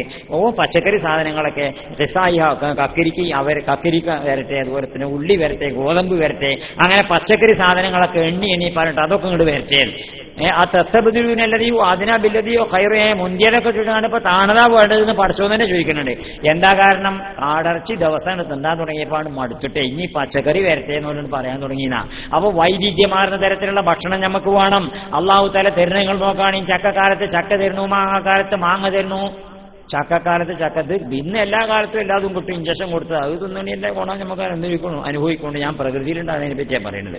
ചക്കക്കാലത്ത് ചക്ക തരുന്നു, മാങ്ങാക്കാലത്ത് മാങ്ങ തരുന്നു. തേങ്ങാക്കാലം എന്ന ഒന്ന് ഇല്ല. ചിന്തിക്കണ്ടേ? ചിന്തിച്ചു നോക്കാൻ നിങ്ങൾ. ചക്കക്ക് സീസണുണ്ട്, മാങ്ങക്ക് സീസണുണ്ട്, തേങ്ങക്ക് സീസണില്ല. കാരണം എന്താ? തേങ്ങ എല്ലാ സീസണിലും വേണം. നമുക്ക് വെളിച്ചെണ്ണ വേണ്ടേ? നമുക്ക് പപ്പടം വെച്ചണ്ടേ? നമുക്ക് റൊട്ടി ചൂടണ്ടേ? നമുക്ക് പൊറാട്ട ചൂടണ്ടേ? കൂട്ടാൻ തൂമിച്ചണ്ടേ? കുഴമ്പുണ്ടാക്കണ്ടേ? തൈലുണ്ടാക്കണ്ടേ? എല്ലാ കാലത്തും എല്ലാ സീസണിലും നമുക്ക് വെളിച്ചെണ്ണ ആവശ്യമെന്നുള്ളത് കൊണ്ട് ചക്കക്ക് സീസണുണ്ട്, മാങ്ങക്ക് സീസണുണ്ട്, തേങ്ങക്ക് സീസണില്ല. ഡിമാൻഡ് അനുസരിച്ചുള്ള സപ്ലൈ. ഇതൊക്കെ ഇങ്ങനെ തരാ നമ്മളെ റബ്ബ്. അങ്ങനെ റബ്ബിനെ പറ്റി ഒന്നാണ് പഠിച്ച് മനസ്സിലാക്കി നോക്കാണി. അപ്പം നമുക്ക് ഇങ്ങോട്ട് വരും പടച്ചവനോട് അടുപ്പം, അപ്പം ഇങ്ങോട്ട് വരും ഭക്തി. അല്ലെ? ഓരോന്നും നമ്മൾ ആവശ്യമനുസരിച്ച് ഒരു നീഗ്ര പടച്ചവനോട് വർത്താനം പറഞ്ഞു. പടച്ചോൻ എന്റെ മുടിയൊക്കെ എന്താ അങ്ങനെ ചുരുട്ടി വെച്ചിരിക്കുന്നത്? ആഫ്രിക്കയിലുള്ള നീഗ്രോളുണ്ടല്ലോ, നമ്മളെ നാട്ടിൽ കുടിക്കണ സുഡാന്, നൈജീരിയ എന്നൊക്കെ വരുന്ന വലിയ നീളമുള്ള പന്തളിച്ചുന്ന ആൾക്കാർ വരില്ലേ? അപ്പോ മുടി ഇങ്ങനെ ചുരുട്ടിട്ടായിരിക്കുമല്ലോ, എങ്ങനെ ചുരുട്ടി വെച്ചതല്ലേ? പടച്ചോൻ എന്റെ മുടിയൊക്കെ എന്താ അങ്ങനെ ചുരുട്ടി വെച്ചിരിക്കുന്നത്? പടച്ചോൻ പറഞ്ഞ ചങ്ങായി ആഫ്രിക്കയിലല്ലേ, ആഫ്രിക്കയിൽ കാട്ടിലല്ലേ ജീവിക്കണത്. കാട്ടിൽ ജീവിക്കുന്ന സമയത്ത് എന്റെ മുടി ഇങ്ങനെ ചുരുട്ടി വെച്ചിട്ടില്ലെങ്കിൽ കാട്ടിക്കൂടി ഓടുന്ന സമയത്ത് അവിടെ ഇവിടെയൊക്കെ കൊളത്തൂലേ? അതുകൊണ്ടാണ് ചുരുട്ടി വെച്ചിരിക്കുന്നത്. അപ്പൊ എന്നാലും എന്റെ തടി ഇങ്ങനെ കറുത്തിട്ടുണ്ടാകെന്ന് വെച്ചു. ഈ ആഫ്രിക്കയിലല്ലേ താമസിക്കുന്നത്? കറുത്ത ശരീരത്തിന് മാത്രമേ സൂര്യപ്രകാശത്തെ അങ്ങനെ ഭയങ്കര ചൂടുള്ള സ്ഥലമല്ലേ? അപ്പൊ സൂര്യപ്രകാശത്തിൽ നിലനിൽക്കാൻ സാധിക്കണമെങ്കിൽ കറുത്ത ശരീരം വേണം. അതുകൊണ്ടാണ് അതിന്റെ ശരീരം കറുപ്പാക്കിക്കുന്നത്. ഇപ്പൊ നമ്മളൊക്കെ മുമ്പ് കാലത്ത് കൊടയൊക്കെ കറുപ്പതിരെ ചൂടുള്ളവർക്കും വെയിലത്തൊക്കെ കറുപ്പതിനെ ചൂടേണ്ടതേ. പിന്നെ മറ്റതാണെങ്കിൽ പറ്റൂല. വെയിലിങ്ങനെ ചൂടിന്റെ കാകീരം ചെയ്യാനൊക്കെ അതിനൊക്കെ നല്ലത് കറുപ്പന്നെ. ഏതായാലും അതുകൊണ്ടാണ് കറുപ്പ്. അത് ശരി. അപ്പൊ പിന്നെ എന്റെ തടിയൊക്കെ എത്ര വലിപ്പം എന്താണ്? ഞാൻ ഒരുപാട് മണ്ണൊക്കെ ഉണ്ടല്ലോ, ഞാനതെന്താ ചോദിച്ചു. അത് മൃഗങ്ങൾക്കിടയിലൊക്കെ ജീവിക്കുന്ന ആളല്ലേ ചങ്ങായി. മൃഗങ്ങളോടൊക്കെ ഇങ്ങനെ ഏറ്റുമുട്ടി കണക്ക് കഴിച്ചിലാകാൻ സാധിക്കണം. ഈ തടി ഇത്രയൊക്കെ വേണം. അപ്പൊ ഞാനിപ്പോ അമേരിക്കയിലാണല്ലോ, ഇവിടെ ആവുമ്പോ ഇപ്പൊ എന്താ അങ്ങനെയാന്ന് വെച്ചു. ആഫ്രിക്കയിലാവുമ്പോഴൊക്കെ ശരി, ഞാൻ ഇവിടെ ആവുമ്പോ എന്താ അങ്ങനെ പഠിച്ചോന്ന് ചോദിച്ചത്. രജയിനെന്തിനാവും അവിടെ പോയി പറക്കണേ? ഞാൻ പഠിച്ചോട്ടാണ് പാർത്താ പോലെ. അപ്പൊ ഞാൻ പറയാൻ കാരണം എന്താ വെച്ചാല് ഓരോ കാര്യങ്ങളെ പറ്റി നമ്മൾ ചിന്തിക്കുമ്പോൾ എന്റെ ചുണ്ട് മീനസുള്ള ചുണ്ടായതുകൊണ്ടല്ലേ നിങ്ങളോട് വർത്താനം പറയാൻ വയ്ക്കുന്നത്. ഈ രണ്ട് ചുണ്ടും നല്ല ഒരേയുള്ള ചുണ്ടാണെങ്കിൽ തമ്മിൽ വരത്തിയിട്ട് ഒരു അക്ഷരം പറയാൻ വയ്ക്കുമോ നമുക്ക്? അല്ലേ? എന്റെ ചുണ്ട് ഇങ്ങനെ മീൻസുള്ളതായതുകൊണ്ട് എനിക്ക് സംസാരിക്കാൻ പറ്റുന്നത്. നമ്മളുണ്ടല്ലേ ചോറ് കഴിച്ചാൽ സമയത്ത് ചോറ് കുഴക്കണ്ടേ? നമുക്ക് കുഴച്ചിങ്ങനെ വേശലല്ലേ? നമ്മളൊക്കെ തൈരൊക്കെ പറഞ്ഞിട്ട് ഇങ്ങനെ കുഴച്ച് വേശലുണ്ടല്ലോ. ഈ കയ്യിന്റെ ഷേപ്പ് ഇങ്ങനെയല്ലെങ്കിൽ ഇങ്ങനെ വിരലൊക്കെ ഇങ്ങനെ കുഴക്കാൻ പറ്റുന്ന കോലത്തിലല്ലേ ഇങ്ങനെ കോരിയിടേണ്ടി വരും. ഇവിടെ ഇങ്ങനെ ഇങ്ങനെ ഇടേണ്ടി വരും. നമ്മൾ പേരൊക്കെ ഉണ്ടാക്കുന്ന സമയത്തുണ്ടല്ലോ ഇങ്ങനെ സിമെന്റ് കോരിയിടും, അതേപോലെ കോരിയിടേണ്ടി വരില്ലേ? അപ്പൊ ചോറൊക്കെ ഉരുട്ടാൻ പറ്റുന്ന കോലത്തിൽ തന്നെ കഴിച്ചിട്ടാക്കിയിരിക്കണല്ലേ നിങ്ങൾ? ഒരിക്കൽ സയദീശ് രാജ് ഒരിക്കൽ പറയാൻ ഞാൻ ഇങ്ങനെ ആലോചിച്ച് കണ്ണെന്താ ഇവിടെ ഇങ്ങനെ ഇത് കയ്യിന്റെ ാണെങ്കിൽ എന്തോ ഒരു സൗകര്യ. ഇത് വലത്തോട്ട് കാണണമെങ്കിൽ അങ്ങോട്ട് തിരിയണം, ഇടത്തോട്ട് കാണണമെങ്കിൽ ഇങ്ങോട്ട് തിരിയണം, മേപ്പിട്ടാണെങ്കിൽ അങ്ങോട്ട് തിരിയണം, പിന്നീക്കോട്ട് തിരിയാനും പോലല്ല. അങ്ങനെയുള്ളൊരു കണ്ണ്. എന്ത് കണ്ണാണ് ഈ കണ്ണ്? ഇത് കജിന്റെ ആണെങ്കിൽ ഇങ്ങനെ കാട്ടിയാൽ പോലെ എന്തോ ഒരു സൗകര്യമാണ്. അങ്ങനെ മടാക്കത്തിട്ട് കണ്ടൊരുക്ക വറകെട്ടാൻ പോയപ്പോ കൈജിന്റെ ഇവിടെയാണ് പൊട്ടിയതോടുകൂടി പടച്ചോനെ കണ്ണെങ്ങാനും ഇവിടെ നിങ്ങളുടെ സ്വരിപ്പ് എന്താ ഈ കാരണം അപ്പളാ ആലോചിച്ചത്. ഇതൊക്കെ കണ്ടുകൊണ്ട് തന്നെ വെച്ചിരിക്കണതേ. നമ്മളെ ശരീരത്തെപ്പറ്റി നമ്മളെ ചിന്തിക്കുമ്പോൾ, നമ്മളെ ജീവിതത്തെപ്പറ്റി ഒക്കെ ചിന്തിക്കുമ്പോൾ അങ്ങനെ ചിന്തിക്കണം. അങ്ങനെ ചിന്തിച്ച് അള്ളാഹുവിലേക്ക് നമുക്ക് എത്തിച്ചേരാൻ സാധിക്കണം. അപ്പൊ നമ്മളെ ഇബാദത്തിനൊക്കെ നല്ല രസമുണ്ടാവും, അള്ളാഹിനോട് നല്ല അടുപ്പുണ്ടാവും. അത്തരത്തിലേക്ക് നമ്മുടെ ഇബാദത്തിനെയും നമ്മുടെ ജീവിതത്തെയും പരിവർത്തിപ്പിക്കാനുള്ള ഹേതുക്കളായി ഇത്തരത്തിലുള്ള ക്ലാസുകളും ഇത്തരത്തിലുള്ള വിജ്ഞാന സദസ്സുകളും ഉപയോഗപ്പെടുത്തുക. അതുപോലെ തന്നെ ഇത്തരത്തിലുള്ള മജ്‌ലിസ് നൂർ പോലെയുള്ള ആത്മീയമായിട്ടുള്ള സദസ്സുകളൊക്കെ ഉപയോഗപ്പെടുത്തുക. അല്ലാഹു സുബ്ഹാനഹു വ തആല തൗഫീഖ് പ്രദാനം ചെയ്യട്ടെ. വാഖിറു ദഅവാനാ അൽഹംദുലില്ലാഹ് വലാ ഹൗല വലാ ഖുവത ഇല്ലാ ബില്ലാഹ്. അല്ലാഹുമ്മ സ്വല്ലി അലാ മുഹമ്മദിൻ വ ആലി മുഹമ്മദ്. അസ്സലാമു അലൈക്കും വറഹ്മത്തുള്ളാഹി വബറകാതുഹു.